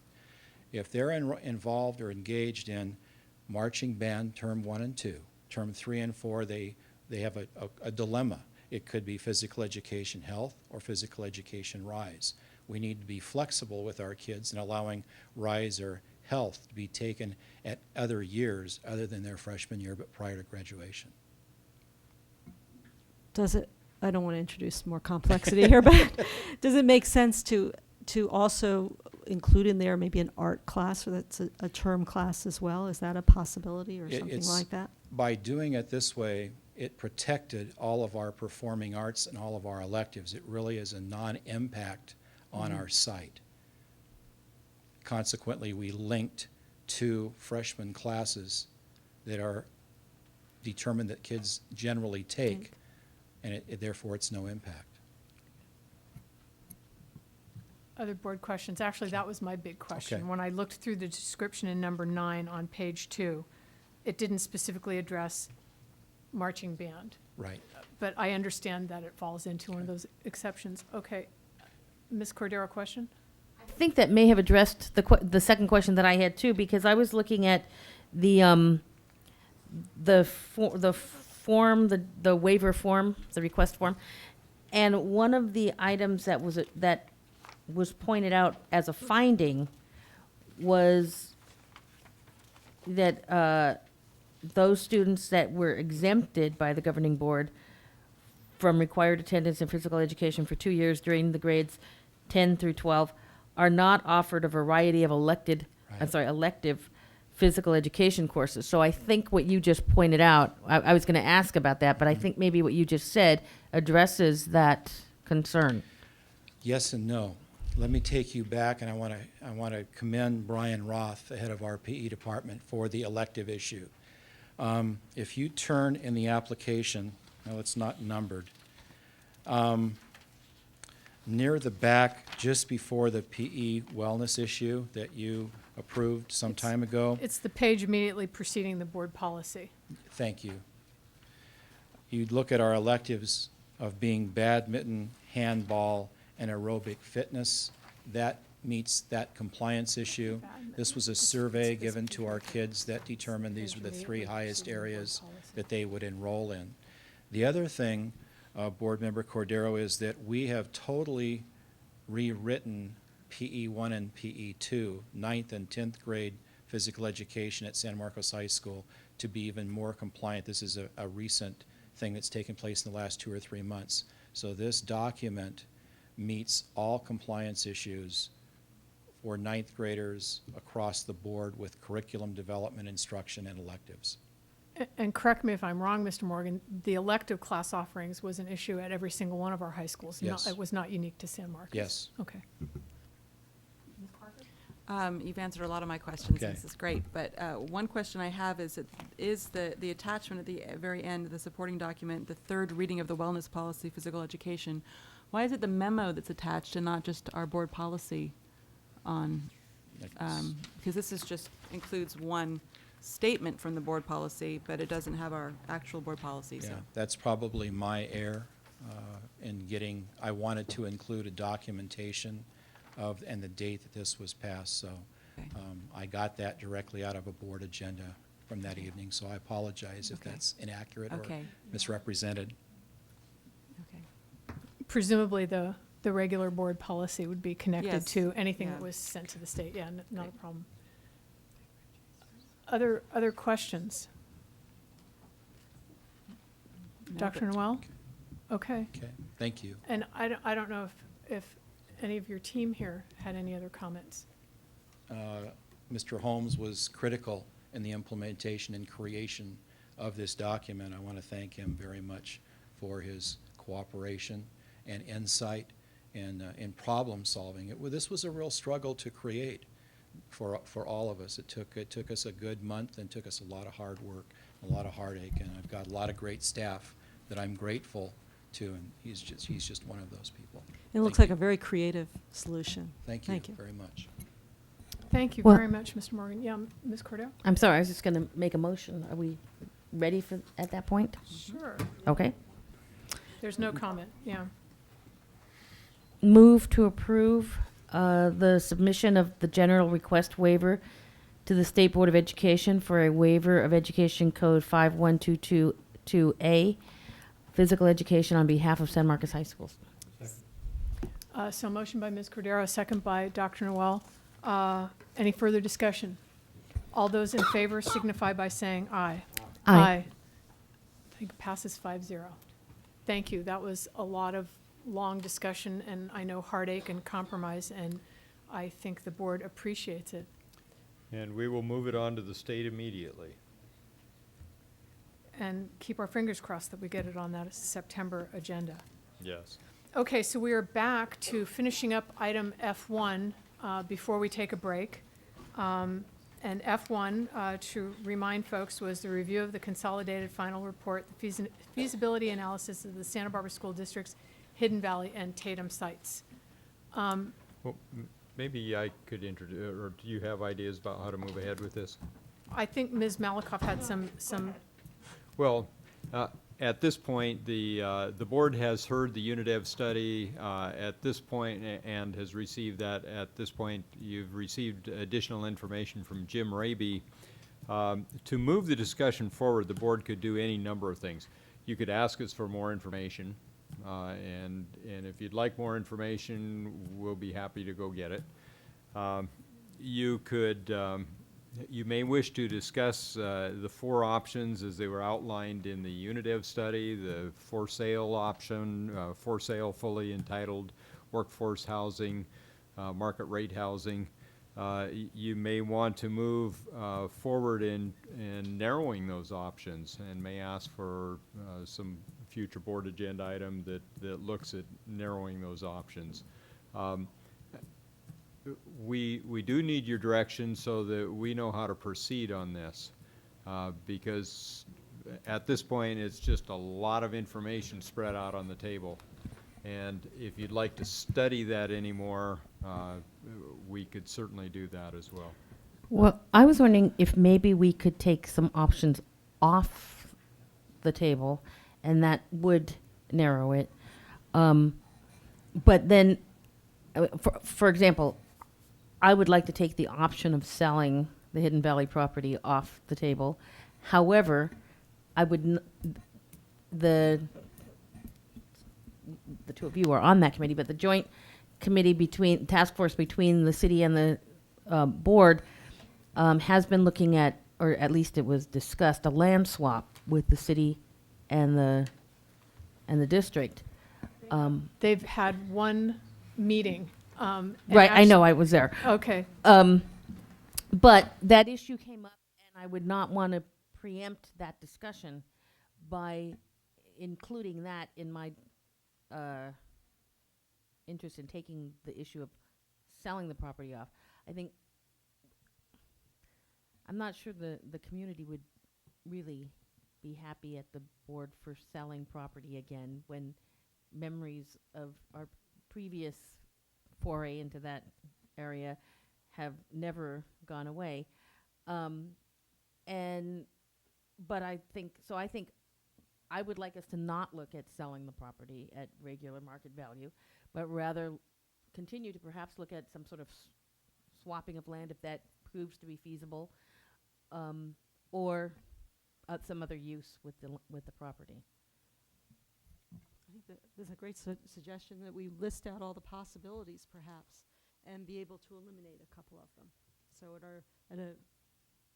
May I throw out a different suggestion, which is not to preclude the one that you've made? The committee just had their very initial meeting, and I assume that you're meeting again in the next 2 months? What's the next date? 2 weeks, actually. Thank you, so you're moving fast. And the county was interested in this same kind of activity, but looking more toward August. Is that correct, Ms. Saley, if I remember the discussion? It was later in the summer was what was indicated to me.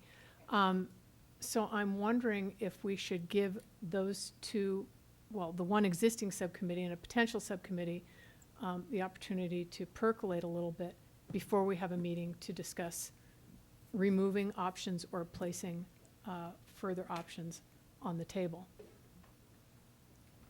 Maybe revisiting this in September. That would be fine with me, except for maybe we can sort of split Hidden Valley from Tatum just in this Absolutely. discussion, because we're Sure. going to move a little bit faster. That's fine. We already have 2 meetings sort of set up for Hidden Valley alone. I would like to start narrowing those options by our August meeting, so that we can, I want to move forward with both projects, but it's clearly going to be a little bit quicker with Hidden Valley. That's fine then. Do we want to bring the Hidden Valley discussion forward and a discussion of those options in August? I actually think it would be helpful for the task force to know if we were, for example, taking selling off the table, that would be a helpful thing to know. And maybe that's an option in here, is a land swap could still be kept as on the list, but that we would not be, somehow I think that would be helpful. I'm sorry. My only concern about that is, what if the city wants to buy the land, or a portion of the land as opposed to a land swap or some outside Well, fundraising? and the other permutation is just simply one of, I have not had benefit of those discussions. And until I hear those discussions, I don't know whether I want to remove an option or not, until I get some feedback, and others who may not have been in attendance at those meetings. And maybe, I don't know what the staff needs to do with any of this information. In the meantime, if the staff is going to be working on, or having to spend additional time preparing any more information as these discussions with the task force go on. If not, then I would be perfectly happy to go along with your suggestion, Mrs. Harder, of just sort of putting things on hold until the discussion moves forward. Although I did get some sense that the task force, that members of the task force who are not members of this board or members of the district, wanted to have some sense of what the district's general feelings were as they had this discussion. So to the extent that we could give them some of that sense, I think it would help move those discussions forward. But if staff is going to have to expend more time to prepare more information, either for us or for the task force, then I think it would be helpful to, if we can, to eliminate some options so as to not make them spend time on options that we don't really think are very likely that we're going to adopt.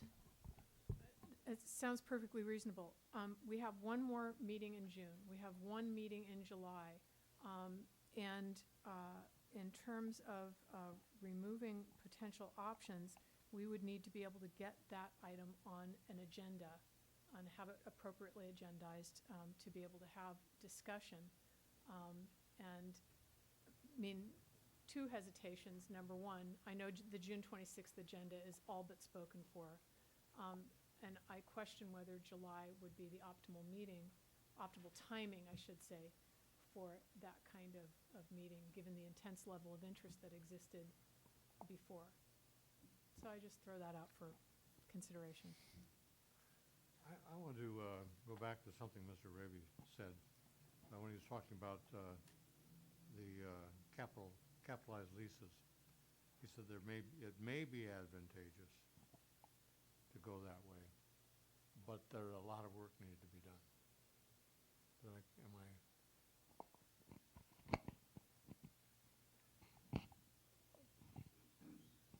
Well, I think no matter what option you decide to pursue, there is a lot of work that needs to be done. So it's not just that it's the capitalized lease concept of selling homes needs additional work, but no matter what path you go down in terms of the disposition of these properties, unless you were just going to auction them off, in the very near term, all of those options are going to take substantial effort and work on your part. On whose part? Well, your meaning the districts. And could you give an idea I don't know what you mean by a lot of work. I mean, you're talking about legal work? accounting work? I'm talking about real estate consulting work, legal work, planning work. The further you go down the entitlement path, the greater level of effort that is going to be required. And the further you go with entitlements, you're going to require more outside consultants to do that work because, honestly, it's not your business.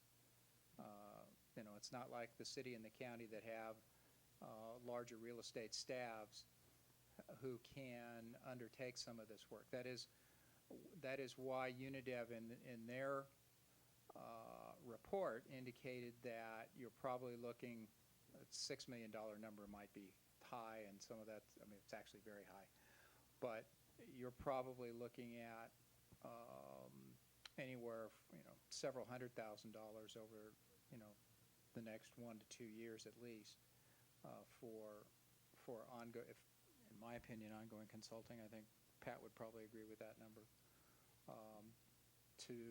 To examine any of these alternatives other than just deciding, you know, putting the for sale sign up on these properties and saying we're going to dispose of them right now because we want to be rid of them. I don't think that's in your best interest, but that's, you know, that's the cheapest way out. I guess where I'm puzzled is, so I understand what you're saying about a lot of work, but to make an intelligent choice or choices about these options, do we have to wait till that work is done? Well, you could make, in my view, you probably need some additional deliberations, but you probably have enough information on the table now to begin to make, in my opinion, informed decisions as to whether you just want to, one, dispose of the property immediately versus entitling the property for some reason. You could make that decision today, this summer, whatever. The next decision point of whether you're going to sell it, I mean, lease it on a market rate basis or attempt to do workforce housing, those things, at least in my view, you know, can run down a parallel path. You don't have to make that decision now. The decision that you probably need to make or could make in the very near term is whether we dispose of the property now or we want to be in the development business in some way, shape, or form. That's the sort of yes-no decision you can make now. You have sufficient information to do that. The next stage of which of those development alternatives makes more sense for us meaning the district, that decision doesn't have to be made now, but because you're creating value, you will have to be spending money to do that. In order to create value, you have to spend money to do that, and time and outside resources, and you're going to overwhelm Mr. Hetjunk, you know, with additional stuff.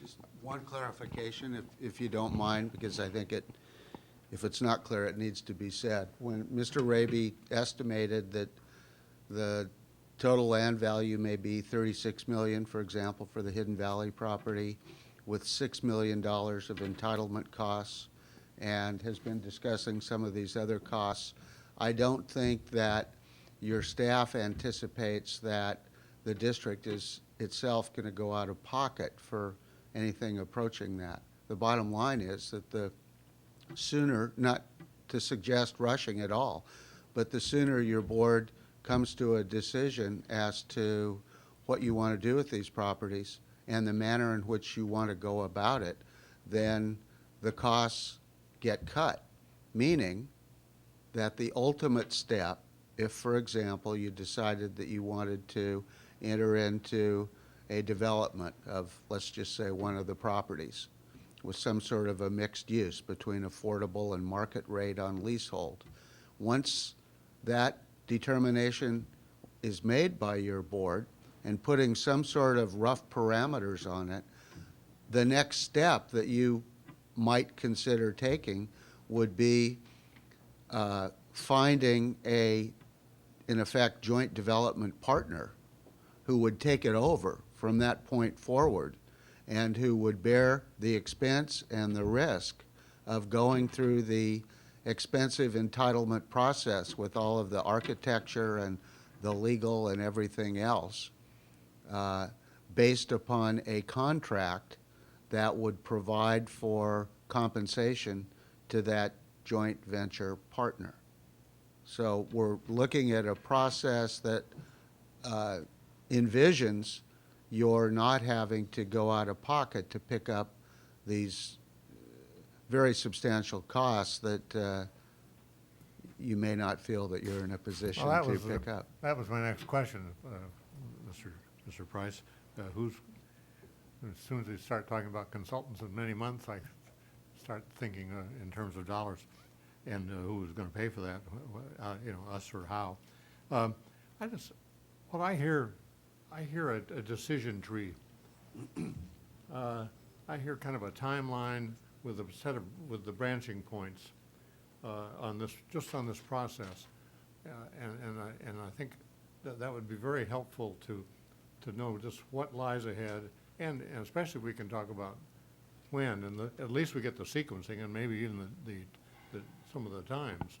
And do you think something like that might be possible? And I guess at each point, then what inputs do you need? What information will you need at that point, or we need as a board, to make the decision? Then we can be sure that this proceeds in an orderly fashion where at those times when we try to decide, we've got the relevant information. I think we could put a flow chart together. We probably wouldn't go very far out without knowing which direction we're taking, because, as you know, it branches and branches probably very quickly. I would like to speak to just agendizing the next discussion, or if you'd like to have it on action for possible action, putting it on the agenda for possible action. And that is that due to the fullness of our next two agendas, we really couldn't make it until the August agenda anyway. And I did want to comment on the work of the task group because we started off with these ground rules and these understandings that since there is only one city council member and the mayor who are sitting on that committee, if they're not able to attend, another council member will attend. And since only two of our board members are on the committee, the extent to which any recommendations come forward that are useful to our board is wonderful. But I made it very clear from the outset that that this was not to preempt in any way any decisional authority on the part of the full board. It's not as if our committee would be making decisions in the absence of the board. So they're to generate ideas and make recommendations, but they're not expecting to make decisions for us. I know I probably didn't need to say that, but you know I did need to say that. Ms. Malakoff and then Ms. Parker. The task force, we kind of promised that we would have some direction after this discussion. I'm still not sure we have much of a direction. Ms. Parker? Mr. Price actually raised an important point that I would like clarification on whenever this comes back to us. When the costs are roughly $6 million to get the entitlement. It wouldn't be something that's borne by the district. However, any partnership that we entered into with some outside developer or entity, they would be expecting a profit. So when we were talking about getting back $30 million, roughly, we need sort of an estimate of how much would that be going to whatever partner that we're working with. I think that I can't speak for him, but I think his estimates factored that in. In other words, that there's a developer fee that's involved that, when taken one way or another, results in a net out to the district. Was that a net number, Mr. Raby? The 30 was. It was 36 million minus the $6 million. For the entitlements, but not for profit to whoever we're working with. Well, we're getting way ahead of ourselves here, but that's, if you went into to a development, or some kind of development agreement isn't the right term to use because that has a specific legal meaning, but if you went into some type of agreement with a developer, yeah, those, what I'm calling $6 million of entitlement costs might be borne, would likely be borne there. the land value numbers of 25 to 30 net probably coming back to the district because the development entity would be able to realize additional profit from going forward. So, but there's a lot of negotiations to be worked out there, and but those aren't, you know, as we sit here today, $24 to $30 million is not an unreasonable estimate of how that might shake out.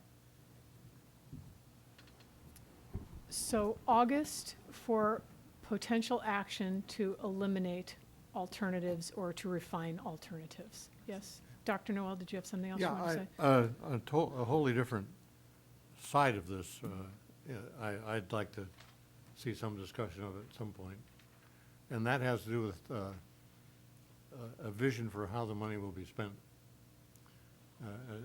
To me, and I think to a lot of people, it makes a difference what you want to do, what kind of compromise or constraints you're going to enter into about the use of the property. It depends a lot on what you're going to do with the money.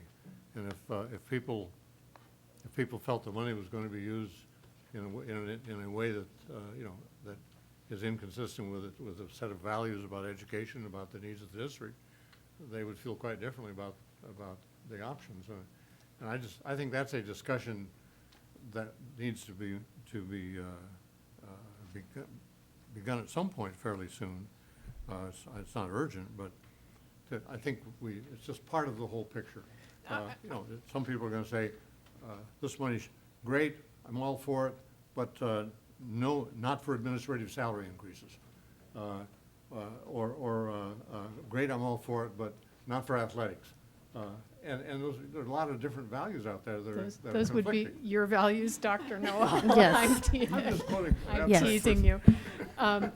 No, I have an athlete son. No, I think that you raise a really good point, and a couple of caveats. I mean, I definitely think it's something that we need to talk about, be thinking about now, be having a conversation about. And I think the caveats are, number one, what kind of income it is, because it could be capital income, it could be lease income, and also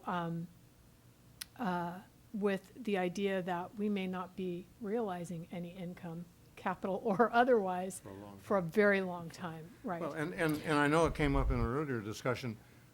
Is there some way to put it into a trust? Is there some way to make it so that you can't?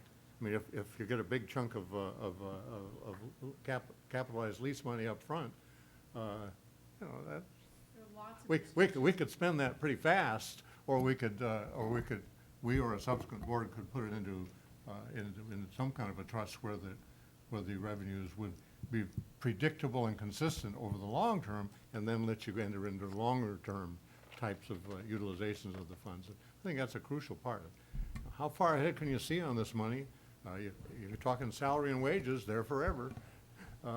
Therefore, you might want to make sure that you don't make commitments of that kind unless you see forever.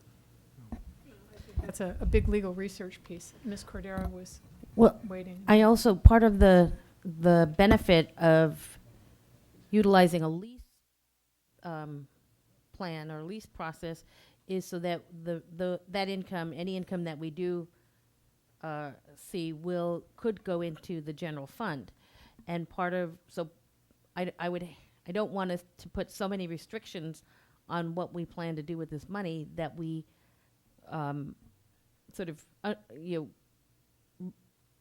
what do I want to say, give up the benefit that we're trying to achieve by bringing it into the general fund so that it will be unrestricted.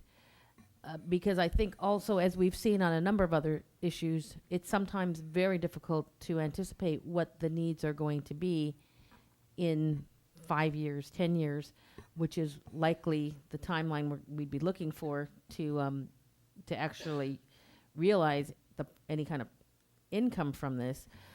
And it seems to me that we might be putting the cart before the horse by trying to put too many restrictions on something that we're doing in order to keep it from being restricted.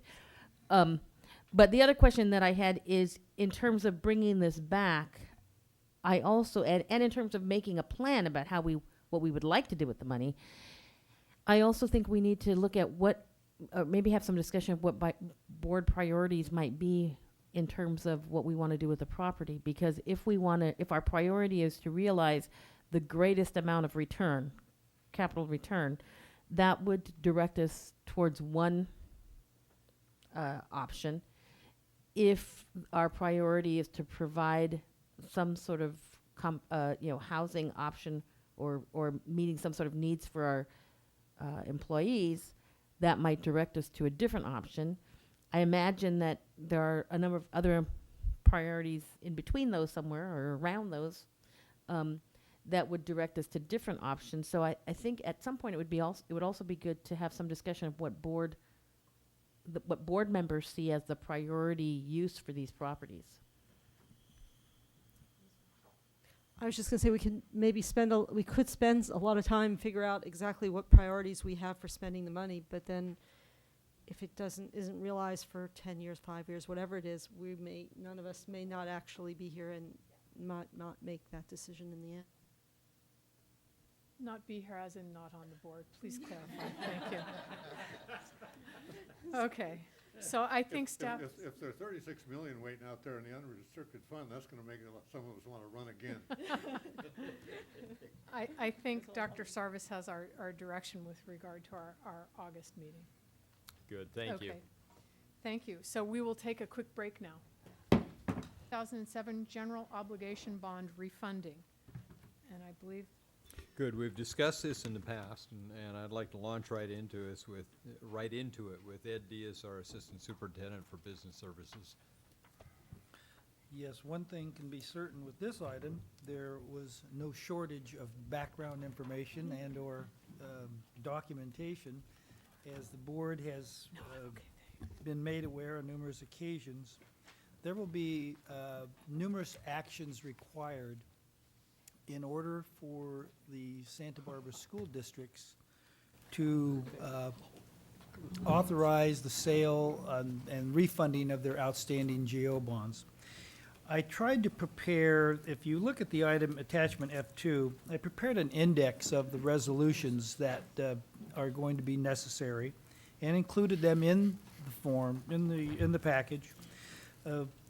Essentially, you have the high school district having to perform 4 resolutions.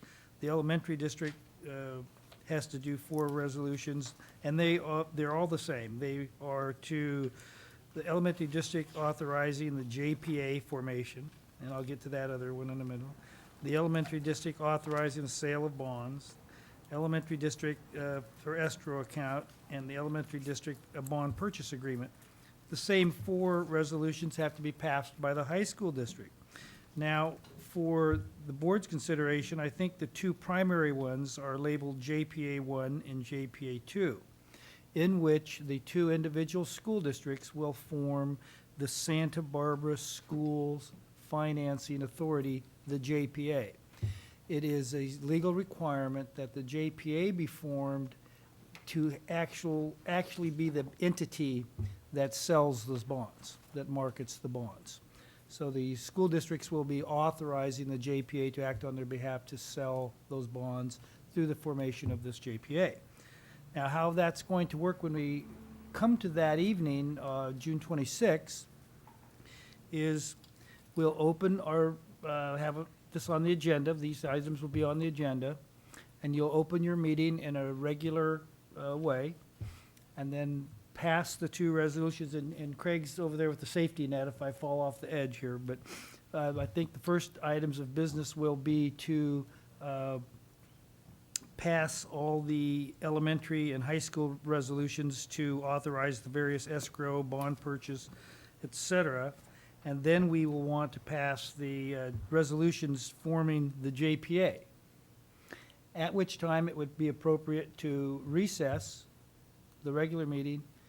And since the board members on the JPA are going to be the same board members as we have on our school board, then we would open that meeting of the JPA and conduct our business with regards to the agreement JPA 3, 4, 5, 6, and 7, authorizing those agreements in the open JPA session. When those actions were taken, you would close the JPA meeting and reopen the regular session. Now, all that's a lot of paper in there, and I read through every single one of it. And all this will allow you to do, it will put into place the mechanism that we will need to refund those bonds. Now, there were some events this week in the bond market that weren't good, that weren't favorable, and it sort of has increased the yield, thereby driving down the price of bonds somewhat this week. Talking to Dale Scott this morning and a little bit with Craig also this morning, you know, those bond markets like the stock market, by the time this thing gets ready to go, those numbers could change again. It could look a lot better. But in any event, it's in the district's best interest to get ready. If you have all this stuff ready, we don't have to pull the trigger until the market is in our favor. So Dr. Sarvis is going to lead the, he's going to be a team of one, and Bob Wolf and I are going to be a team of two here in the district on the 18th. Dr. Sarvis, we're going to go up to San Francisco to meet with the bond, actually the people that are going to be buying the bonds. And they have numerous questions about district finances, as you can well imagine. I feel more, even though it would be good for me to accompany the superintendent up there, I feel more comfortable here in a conference call where we have all of our stuff in front of us. There's just no way we can have all that stuff up there with us in San Francisco. So Dr. Sarvis will take the point on, in the meeting. Bob and I will be here with all the backup, any questions they might have of historical finances or future finances, we'll be able to address. And that, to me, that will be very important in determining our rating. After this meeting, they will then rate our bonds, and then that's just the last step before they go to market. So I didn't mean to overburden the agenda with all this stuff, but I know how important it is for everybody to understand the sequence of events and why we are doing these items, and I'll be happy to entertain any questions from the board. Thanks, Mr. Diaz. I think you answered all of my procedural questions, and that's mostly what my questions were, but I had two others. One's a correction on page 36. I think the pages are run consecutively, but it's within JPA 6. Okay. On page 36, it has the address listed wrong of the Santa Barbara School District. Already, page 36 of JPA 6. There it is, I have it. Yeah, 500 East Santa Barbara. Yeah, and it's correct everywhere else. I mean, I went through the document. Oh, good. Okay. Well, it would have been a miracle had there not been something in there. You know, I looked at these almost 100 pages of stuff. Well, and that's a So- relatively minor error. But I have one other question for you, a more substantive question. Can you explain, for the benefit of the public and anyone else, why the refinance is only on a portion of each of the bonds, the $15 million in the elementary school district and $25 million in the high school district? I believe it has to do with those maturities of those bonds. Okay, so there's a portion of each one of those general obligation issuances, if you will, that their maturities coincide, and to the best of my knowledge, that's how my understanding of it, it is the maturities of those bonds in those amounts, in those series, that are at a rate that make them favorable to refinance. Because the bonds were issued over time, and some of them were issued at different rates. These would have been the first issuances? So these would have been the Okay. beginning issuance with the rates were higher. Okay. So that's why they're more favorable to refinance. Thank you. Other questions? So we'll see this, oh, yeah, Dr. Noel. Yeah. These JPAs, Yes, sir. are they envisioned as, I mean, they're set up to do a specific job? Many districts have them, Dr. Noel. I've worked with them before. They're set up as a financing entity. For instance, My question, you're going way beyond. No, okay. Much more profound than my question. No, sir. I don't want to It call does- them a shell does- corporation, but if you were in the private sector, you would call this a Delaware corporation. that would be used to issue stock or to Okay. sell bonds of some type. So I don't like to ever use the word shall in regards to anything to do with finance. My question is that, does their job ever come to an end? Well, at some time, we may want to issue certificates of Okay, participation. so these are not necessarily tied We to would- the bonds that are now outstanding? No. Ah, No, this is a new entity that will give you more flexibility in future financing. okay, next question. Are there staff costs? I mean, is somebody going to have to be hired? Time taken out of existing employees? When Like the assistant superintendent for finance? When I expire, you'll have to hire a replacement, yeah. Yeah. When they When I find me over expire- there. when I No, I'm expire, just we kidding you. hire. I'm just kidding you. Yeah. No, Okay. there's no districts, there will be no district staff required for this. I'm concerned whether we're creating a new hunk of No. bureaucracy that's going to take on a life of its own. No, you folks will be the Okay. board of directors of the JPA. It will only meet at specific times as outlined, prescribed by law to address these refunding issues, or, for instance, if you were to get a qualified zone academy bond, if you were to get a certificate of participation. There are many other financing vehicles available to school districts that we haven't explored here, but all of them would require a financing authority of this type. Thank you. So this sets you up, you're good to go.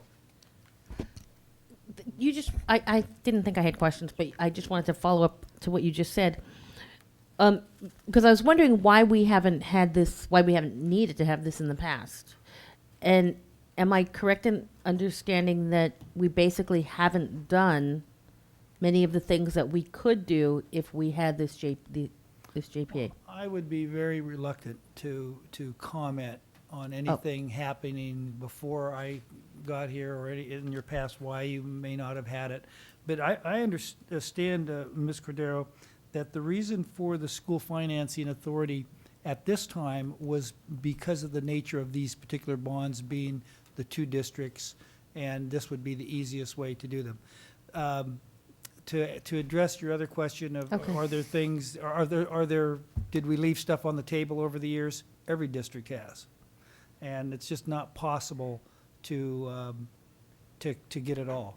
And so, but it's not as a result of not having one of these. Okay. Okay. Other questions? So we will see a whole series of get 'em all. action items on our next agenda. A whole flurry. Okay. Item F3, 2006-2007 budget update and resolution to provide for transfer of funds between budgets, funds, and districts. Okay. And Ed Diaz, our Assistant Superintendent for Business Services, will present Let's this. go over the resolution first, the first portion. Dave, if you put that overhead on.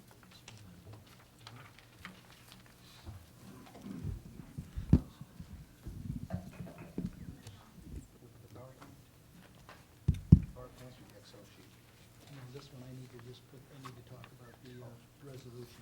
We need this cover sheet, so I can talk about that. And then we're gonna turn it over.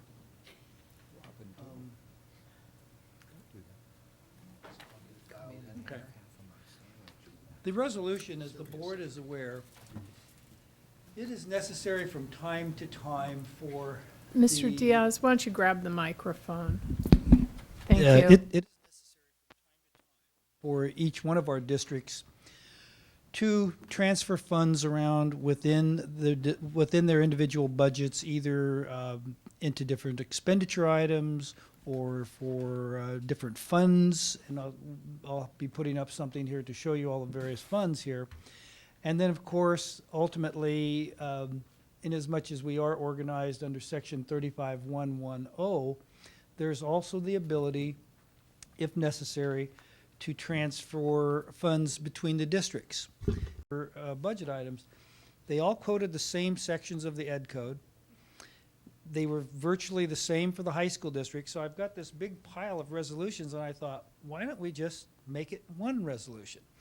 And so, quoting the same very sections of the code that was used in all 6 of those, I have put together a resolution that would allow us to Dave, slide down, no, let's turn it over now. Turn that over so we see what the actual heading of the resolution page is. What we've created here, and there's a couple of technical corrections that our counsel Price pointed out to me earlier in the day that we'll have to change the 601 to 603 on there. But what this resolution does is allows you to make expenditure, budget, fund, and district transfers between any of the districts and any of the funds. Now, it specifically, pull it up, go up, do you have a little pointer?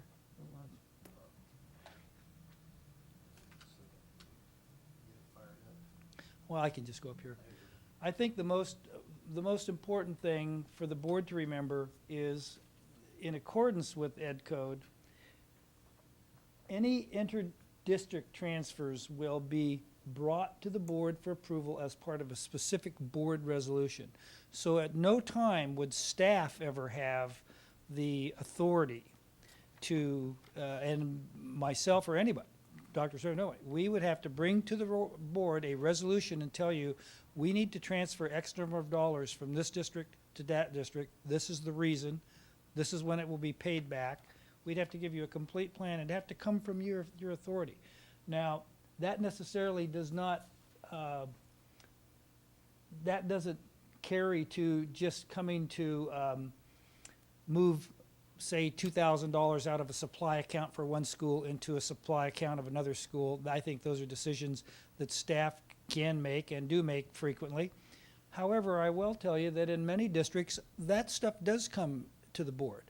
And I would like to see us get to that point where, geez, maybe every board meeting, you'd have a little stack of these budget transfers, just so you knew what was going on a monthly basis. We're not anywhere near there yet, but I think in the type of model that we're building, which is a very transparent, highly technological model that will serve us well into the future, those types of things could be anticipated by the board at some time in the future, where we would bring you every transfer of any type so that you could just take a look at it, so people could, in the community could take a look at it. So that's the intent of this.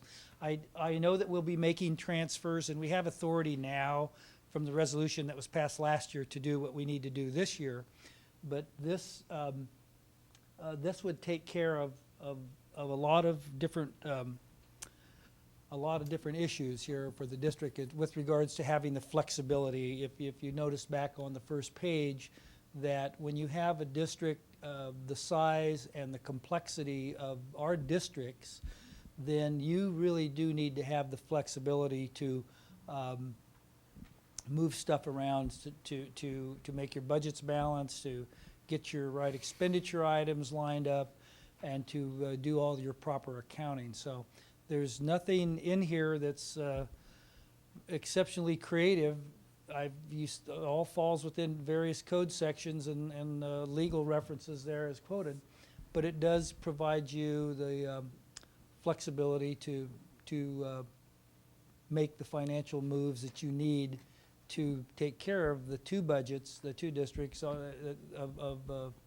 an enterprise this size. So that was the intent of that, and I wanted to bring it to you tonight for conference to take a look and hear what you folks thought about it. So, Any questions for Ms. Diaz so far? Annette? I have a question regarding the necessity for including inter-district transfers in the resolution. Given that the final sentence states that the board would have to act on it in order for it to take place, what is accomplished by including it in this resolution that would not be in place if we didn't include it in the resolution?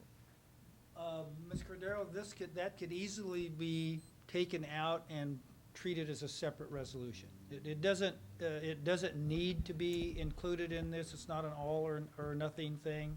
I was putting it together in that format for sake of I wanted to do two things. I wanted to make sure that the board understood that transfers of inter-district transfers would not be made and could not be made without their approval. On the other hand, I wanted to create one document that would allow for any of those transactions to take place, but it doesn't have to be on there, and it could certainly be on a separate resolution. I think because all of us are so sensitive to the issue of Certainly. inter-district transfers, that to have it included in this list of other kinds of other types of transfers that are much more typical, much more regular in terms of how they take place, makes me a bit uncomfortable. And if we need a resolution to authorize that to take place, I would actually, I hate to add more resolutions, but I would actually like to see it be a separate resolution. Hey, if we could go from 8 to 2, I'd be real happy. So, I mean, it doesn't have to be down to 1. And your point is well taken, because I do know the sensitivity in the community for the inter-district transfers. I'm not so sure that anybody's going to make much of an issue of transferring between expenditure items in each district, but certainly when you get to the inter-district transfers, yes, those are very sensitive with highly political ramifications, et cetera, for us all. So that would be an easily accomplished task to make that a separate item. I'm sorry, just very quickly, given that, I wanted to just change the language, and whether we make it a separate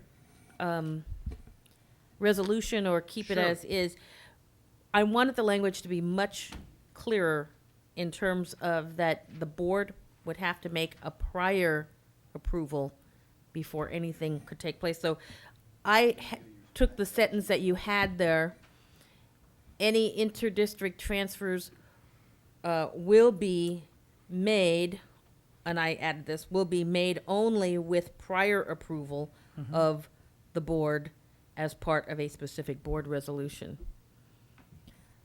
I certainly share your concerns, and I was troubled by just a couple of other words in that same paragraph, because it says at the beginning that authority is being delegated to the district officers named below to make transfers between fund balances or to transfer budgeted amounts between districts. So it's granting authority, and then it goes down to the bottom and says only, that it basically contradicts itself. And that part would go nicely, a very simple correction would go nicely with what Mrs. Cordero has just done, basically striking or to transfer budget amounts between districts. So it would read. Where are you there, Dr. Stoke? 1, 2, 3, fourth line down. In the last paragraph. In the last paragraph. In the last paragraph, okay. Yeah. So say hereby delegate authority to the district officers named below to make transfers between fund balances as necessary to permit payment of obligations, blah, blah, blah. And then on down to Mrs. Cordero's language, which makes it crystal clear. Mm-hmm. Now, would you say, would Except it read? I would use the verb shall rather than will. Okay. in Fund that balances, last part. expenditure classifications, or to transfer budgeted amounts between districts as necessary. Okay, so we need some work on that last, Yeah. last But paragraph. you don't want to delegate authority, which the last sentence basically says it doesn't exist. I got you. I would actually prefer to see that if we're talking about the inter-district transfers and needing to do a resolution to delegate authority about that, would Well, it the be only authority for inter-district transfers sits up on that right? No, but in board. terms of when it comes to time to make the resolution that it's provided in Ed Code and so on and so forth, can't that just happen when we actually have Sure. a need? Yes. So it doesn't need to be like a separate resolution. It'd be a resolution as a part of the inter-district transfer process, which hopefully we will never come to. Well, let's don't be that optimistic, but That was my your point is well taken, Ms. Worker. That was my original question. If we include it in this resolution, does it accomplish anything that would not be accomplished at the time that the board were to take that action? No, ma'am. then I agree with Ms. Parker. I would Sure. prefer to just leave it out entirely. Yeah. And I have, as I said earlier, my preference is just to share with the board so that I could get your comments on this to find out, well, maybe we don't want it all in one, that we can pull that piece out and clarify the language with regards what you are granting authority for and what you're not granting authority for. So that's fine. That's fine.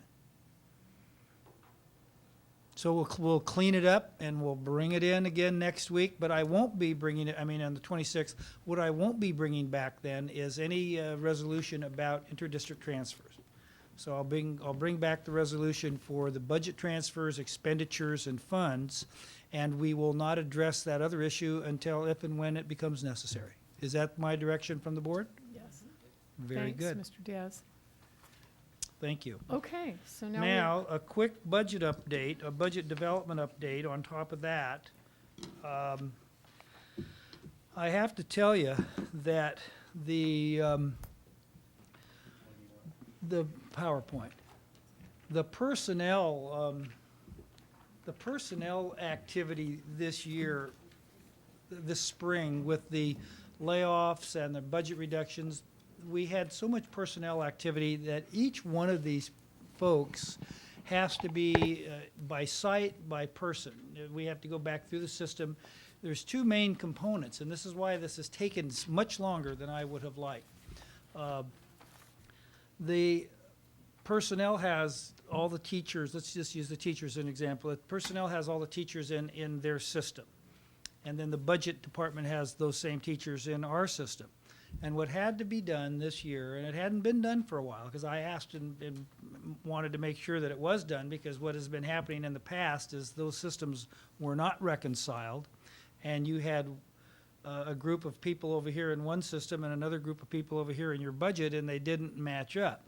So what I've directed staff to do this year was to spend the time.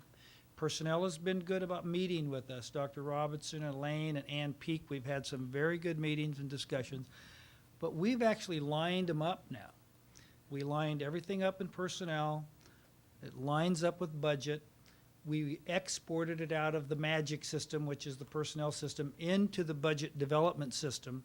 And that's where it is right now. And now we're just simply going through site by site, person by person, to make sure that everybody that we show who's been hired is budgeted for and is at the right site. It's a lengthy manual process, but I think it's going to yield us the type of budget that you have all grown to expect. You know, I talked to Dr. Sarvis this morning and said, geez, I just don't think I can get you the budget on June 26th. I still don't know if I can. It seems like a miracle to be able to get it here in 2 weeks. But we're going to shoot for having the staff finish it by the 22nd. Our 72-hour notice rule will apply. And then we will bring our budget to the board on June 26th. That is my goal at this point. If for some reason that's going to change, I should know very soon, and I will notify you immediately in a board brief. What's the 72-hour notice rule? That's when we publish an agenda for a board meeting. That rule. That rule, yeah, and the budget falls under that same rule, Dr. Noel. So that's kind of the procedural in a nutshell. Some of the assumptions change slightly. We end up with a little bit more money down here. Some of the ADA numbers changed a little bit. Some of that stuff changed a little bit. Ended up with a little bit more money, but pretty much close to the same. I think the last one was 86.7, as I recall, down here. So not a huge difference, but a small amount of difference. We did account for the charter schools, and so some of that changed a little bit, but not much. It's pretty much the same as what we showed you before. Now, Dave, before we put the conclusion up, put that little spreadsheet up now, if we can. You know, I wanted to do, this didn't really come out good, and my computer was not very cooperative today. My intent was to show you all the different funds here that we have. And the percentage, these numbers here are percentage of completion of those funds. In other words, where are we with the reconciliation of those funds, and what remains to be done? Well, obviously, the general fund is the big one. We're about 60% complete in the unrestricted portion of the budget. We've got a 20% complete under the restricted portion. We've got our new categorical accountant, and we've got those numbers same for both districts. And I think if the viewing public at home, you see that UR is unrestricted, R is restricted, 17 is the district number for the elementary district, 31 for the high school. And then the fund numbers, of course. So we're about 60% of the way, both unrestricted and 20% restricted with the general fund. Still a lot of changes that need to be inputted, again, alluding back to the personnel changes being input and then reconciled. That's the key to this year's budget right there, that one right there. So if that gets in right, we are going to improve our chances dramatically for not coming back to you at first interim with big, wild, fluctuating changes. And nobody likes that. And I'm going to try to do it by the 26th. Now, if for some reason I'm not comfortable enough with that date by this Friday or Monday, I'm going to notify you right away, because then we may have to consider a meeting on June 29th, or there's a couple of different options to look at. Anyway, but we're shooting for the 26th. We're shooting for the 26th. The Charter School Fund 9, we're about 40% complete with those, and we're working with the staffs at Santa Barbara Charter and Cesar Chavez. Child Development, we're about 40%. We're going to have, Sally's going to work with Shirley over the next couple days, and by Monday we ought to have some better, or is it Susan? Susan, I'm sorry. Susan's going to be working with our folks in the office, and those numbers should firm up pretty good. Nutrition Services is pretty far along. They did a pretty good job of their 07-08 budgeting, and I will be returning to the board with more information on that, but their budget looks viable at this point. And we get into the facilities area, you can see the benefits, and it certainly validates the district's bringing on board a bond accountant. You can see those funds are 80%, 80%, 80%, 50%, so they're in very good shape. We did discover a couple of funds that were not being used really, and nobody knew what they were doing. This old lease purchase fund is something that was set up years ago to account for, as I understood it, it was fire alarm replacement. Okay. And we've got about $17,000 in there, which that's facilities money, and Mr. Hetjunk will have no trouble putting that to use. But we're going to close this fund and move that $17,000 into Fund 35 so that we can make it in closer alignment with the rest of those types of monies.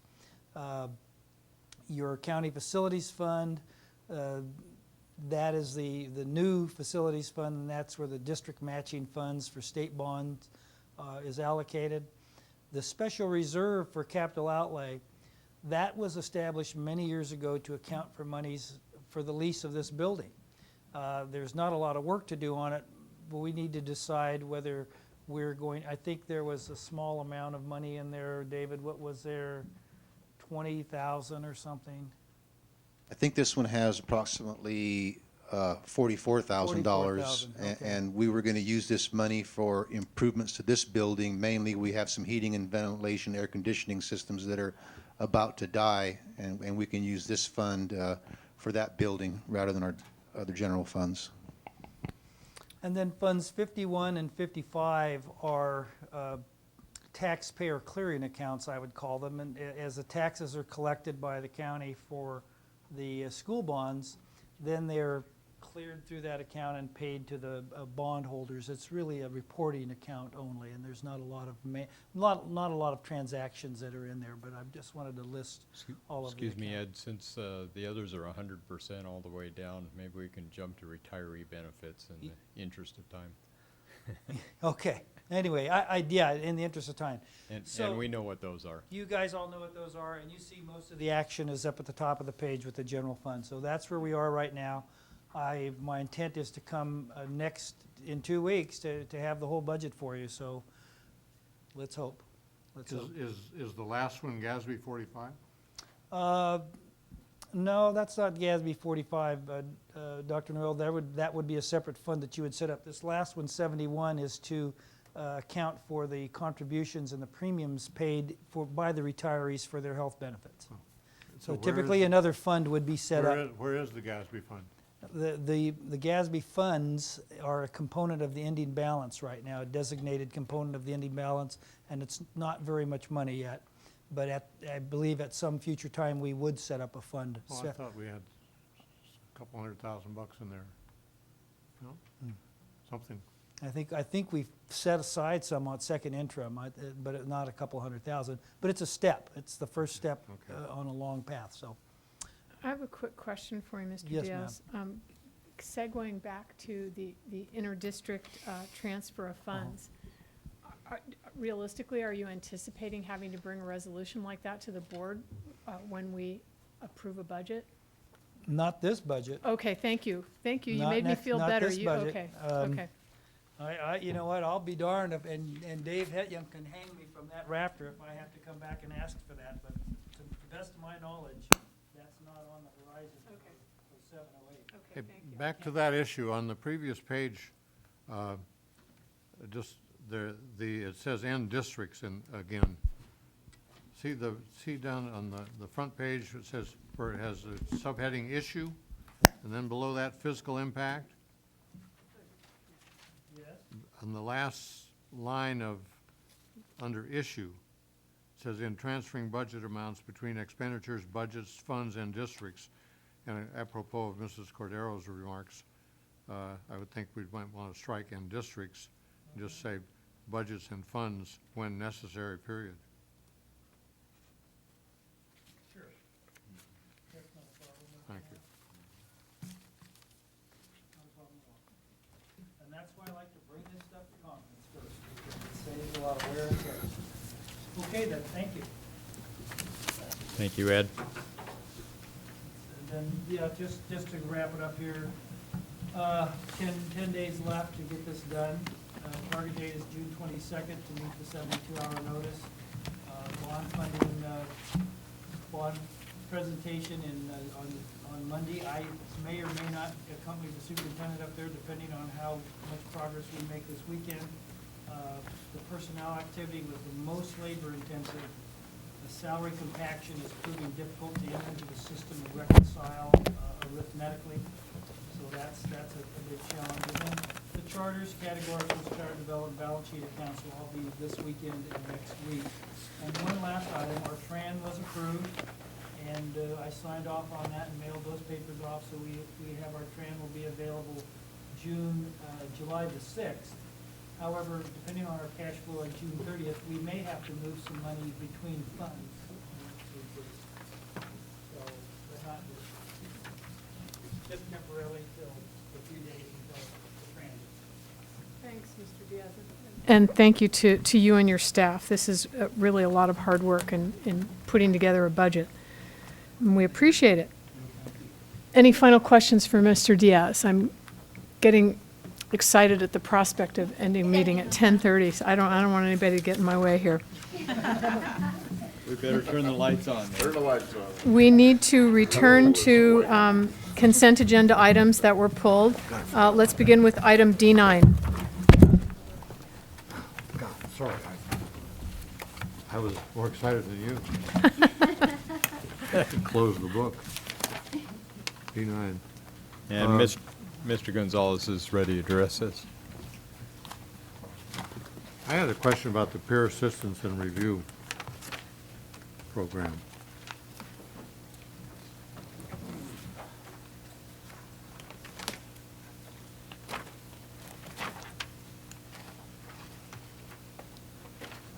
Well, my understanding is that, well, it says it pretty clearly here, participants are teachers who have received an unsatisfactory evaluation or have been referred to the program. teachers may also request participation. After the needs of referred teachers have been met, funds may be used, can be used to support other professional development activities. What's the breakdown on that? In terms of how many teachers are Well, how much of it are we spending on people who are referred, and how much is basically is available for, as discretionary professional development money?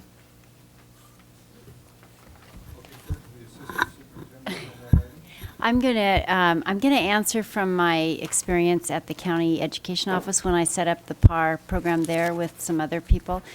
It's not really discretionary professional development. You can't just use it like if we decided, we can't use it for instance, Avid or something.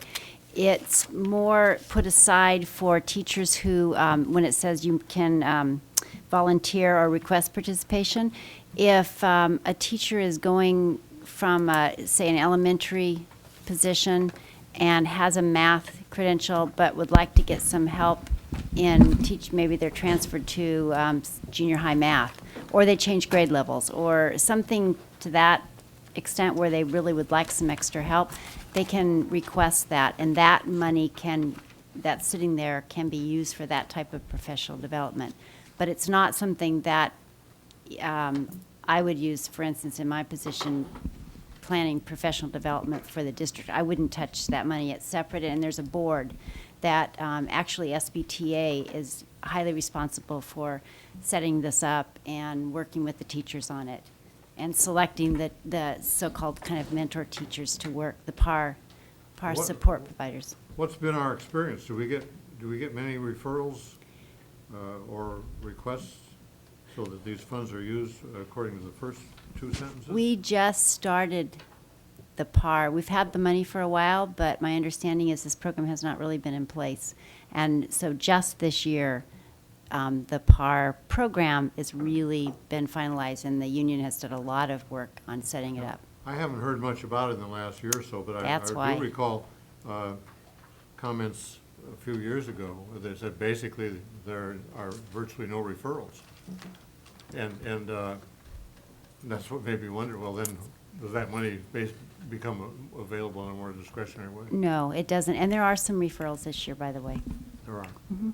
What kind of numbers? Small numbers. I don't know exactly, but I just, in Very good. talking to Dr. Robertson, I know there's been a couple, she mentioned a couple teachers. But I really don't know. I'd hate to say exactly. Okay. Well, I'm interested in that. Okay, thank you. Thank you, Madam President. Sure. Is there a motion to approve? Move to approve item D9, the 0708 Consolidated Application for Funding Categorical Aid Programs, Part 1 for the Santa Barbara Elementary and High School Districts. So a motion by Ms. Parker, second by Ms. Malakoff. All those in favor signify by saying aye. Aye. Any opposed? No. Passes 5-0. Thank you, Mr. Gonzalez. It's a big piece of work.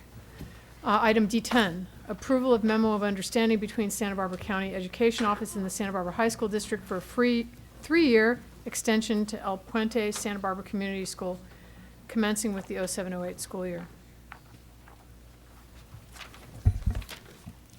I'm not sure who pulled this, but, I which I didn't do, but I had a concern about this one. Very small, just that I believe there is a typo. In the last sentence of the first little paragraph under background, it says, financial assistance from the High District. All implications aside, I think we need to add the word school in there. Good point.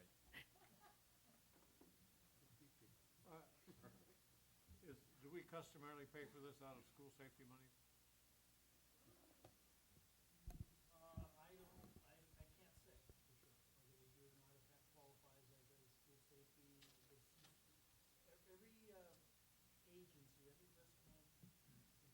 Every risk management agency treats the, how do I want to say this, the ability to access those safety credits in a different way. There are different criteria.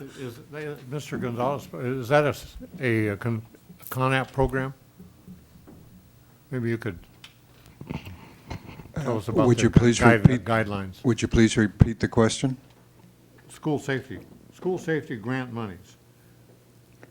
There are a number of different grant monies, but I believe that the one specifically being mentioned is not part of the consolidated application. And the program is what, I mean, does the program have guidelines about how the money shall be used?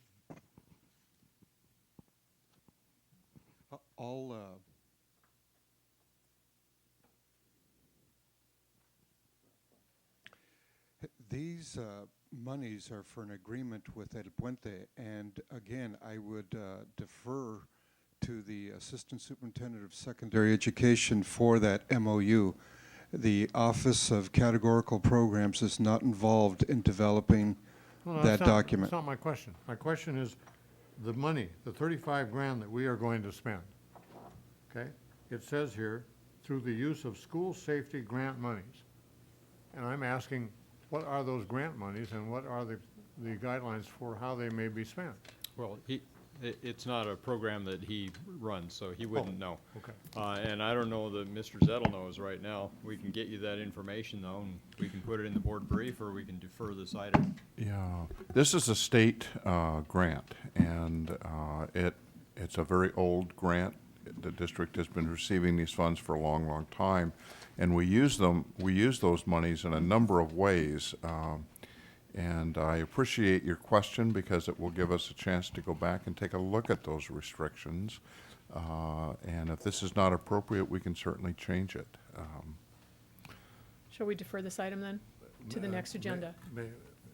Would it be asking too much to have it brought Well, back? we can't, they can't answer the question this evening. I can't so- answer it this Yeah, evening. okay. Okay, thank you. So item D11, we're skipping item D10, we'll bring it back. D11, rescission of appointment of Santa Barbara Community Academy principal. And I pulled that one. There's no supporting documentation with it. It's just on the agenda. But I pulled it just as a point of clarification because what we approved at our last meeting was the appointment of Amy Alsina as the K-6 principal of the Santa Barbara Community Academy. Yes, that's correct. And I know that right now it's perfectly appropriate for that to be a 100% position, but I also know that we are going to be talking about things like staffing ratios at small schools. And so I want to be clear that we didn't approve it as a 100% position. It was a K-6 position, but I'm happy to go ahead and make a motion now to rescind the appointment of Santa Barbara Community Academy principal. Well, close on the heels of this is the personnel action, which moves it to 100%. And that's fine, yeah. And I didn't pull that one, but based yeah. on our understanding that that's what the board meant. Mhm. I know the board did not say that. Yeah. That's true. And we'll have to talk about ratio positions in the future. I would actually suggest moving forward with what's in the agenda, because any reconsideration of that position would require an examination of a number of positions. Right. So in essence, you'd be singling out that position at this point in time. Well, I've made the motion to rescind, I've made the motion to approve item D10, which is the rescission. Okay, and then of someone appointment. else pulled D12. So they really are companion motions. I'll second the motion to rescind D11. So Or to rescind the appointment. Okay, thank you. So there's a motion by Ms. Parker and a second by Ms. Cordero to rescind appointment of Santa Barbara Community Academy principal. All those in favor I signify. had a question. Sure. The $110,375, is that after? That's the next item. We're on D11. sorry, you're That's back. okay, we'll get there. Well, I can't even Yeah, find. there 11 isn't on my one. phone. There's no supporting supporting document. information. Don't worry, it's not That's just what you you. meant by no supporting Yeah. document. Okay. All those in favor signify by saying aye. Aye. And so the motion's approved 5-0. So now on to D12, approval of recommended personnel action items dated June 12th, 2007. Well, that's one question I had, but I do have others. Is that the, now with the salary increases calculated, and that's an elementary school principal? No, there's no salary increase shown there. So that is, $110,000 is an elementary school principal salary? Salary and That's benefits. And Salary benefits. and benefits. Yeah. Yes. With benefits, yeah. That helps. Any other questions about D12? Yeah. I raise this question every year, it seems. The Becoming a Dawn program, summer school program, there are 1, 2, 3, 4, at least a dozen or more entries, charging it to Title I or EIA. And I've been over to that campus and seen that program, and that's Santa Barbara High School is a targeted assistance school, and that program serves a lot of people other than eligible Title I students. And it did last year, and it did the year before that, and I keep raising this issue, and I'm just dumbfounded to see it come back. Unless I'm wrong, and someone wants to point out to me that that program somehow, or that these people are targeted to eligible students, it seems to me wholly inappropriate to be spending Title I money to employ people who are serving the general cross-section of students who who sign up for that program. Mr. Gonzalez? I would raise similar questions about use of EIA money, because EIA, if I understand, is an English learner program intended for English learners, and certainly not all of the people who appear to sign up for Becoming a Dawn and participate in the summer are English learners. Now, they may be sorting those people out, and these employees may be just targeting, but it's not self-evident from this. It's a very small portion of the major portion is coming from district summer school funds, and Well, I disagree, ma'am. 1,200 versus 800. I'm looking at 1,800, 1,640, 600, 600, 600, 2,000, 800, 800, Where's 400, 2,000, 1,000. right? Well, And so on and so on. There are actually 4 funding sources, and the funding sources are different for each one of these employees. They are SIP, they are district summer school, they are EIA, and they are Yeah, Title I. I didn't raise the issue about SIP or summer school. I have no quarrel with that whatsoever. Okay. Well, I understood, and Mr. Gonzalez may have better information, but I understood that the Title I were for Title I targeted assistant students, because you had raised that issue before, but Mr. Gonzalez, maybe you could answer That is correct, and we can produce documentation from the principal to support. You are correct, Dr. Noel, that Santa Barbara High, as a target assistance school, those Title I monies can only be used to support Title I students. And Santa Barbara High School will need to submit to us verification, documentation that indeed those Title I funds being used in the Becoming a Dawn program are used only for the target assistance students. So will they pull them out, do they? That we would have to get a report. Which itself is not really consistent with Title I, but at least it would be an accounting measure. That's correct. But again, I think to answer your question, we will need those documents from the principal. Well, here's a question that I don't know. With a targeted assistance school, if you have a teacher that's being funded, say, half from district summer school monies and half from Title I, and then they have a class that's 50% Title I students and 50% non-Title I, is that acceptable? Or are they It is acceptable. However, the law requires very clear documentation about the students enrolled in that class. We do know that in setting up the DONS programs, Santa Barbara High was very clear to say that the Title I funds would be used to support only those incoming 9th grade Title I eligible students. But again, we would need to produce documents to the board that verifies that. So it is an acceptable practice, as you outlined. I would even, if you don't mind, quarrel a little bit with that. And, my reading of that, of the Title I regulations is that it has to do with, targeting means targeting. And so if you've got a class that's half and half, if you cut them free some way and target, then you're doing, and only use the Title I funds to target those students, then you're okay. But if you're talking to everybody the same message, you're not targeting. So I would think that that's dubious. I will share with you that this is not a core program. It is an instructional, it is a orientation program. And so there's a bit more leeway, but ordinarily in core instruction, you are correct, that would not be an acceptable practice in the core subjects, in the instruction of core subjects. But this is a support program, and the leeway, there is additional leeway that's not available in instruction in English language arts and in mathematics.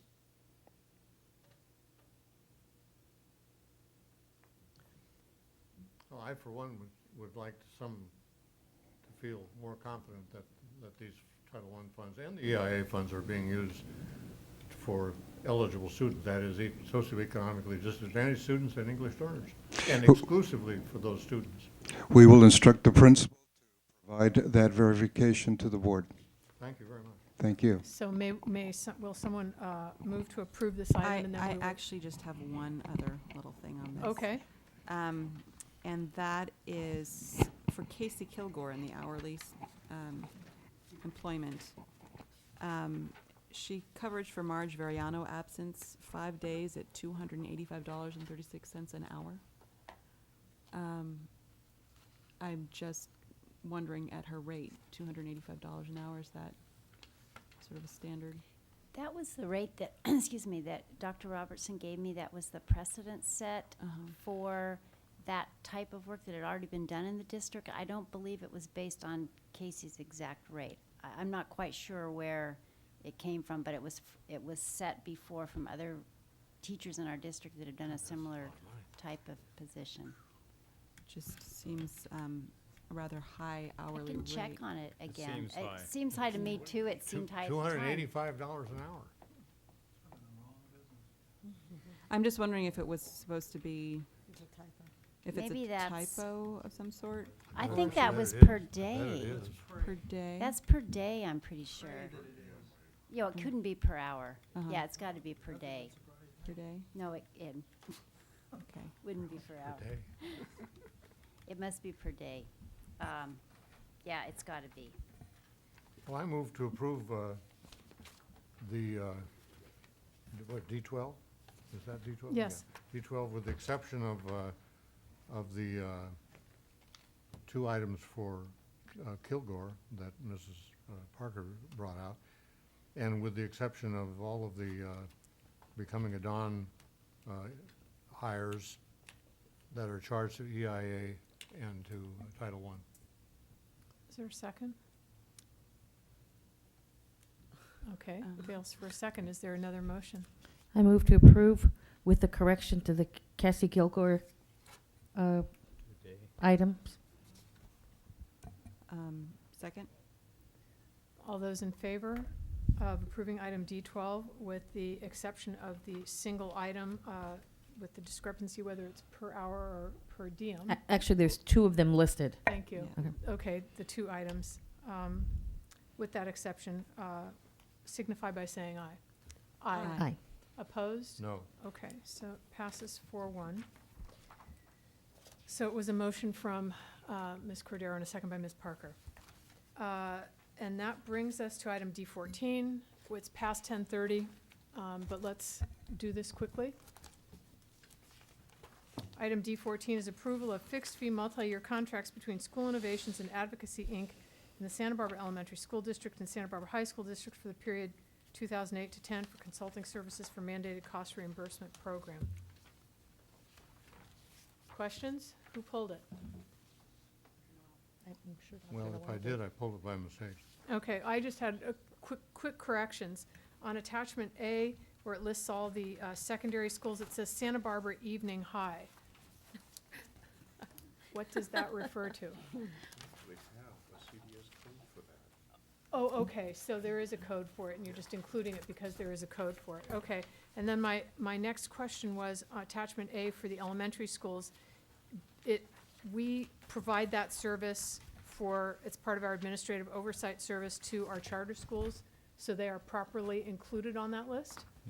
No, we used to, and we'll have to modify that because we have different contracts with the different charter schools. And I remember that this spring we specifically took it out of Peabody's agreement in their MOU. Okay. We'll have to check in the others.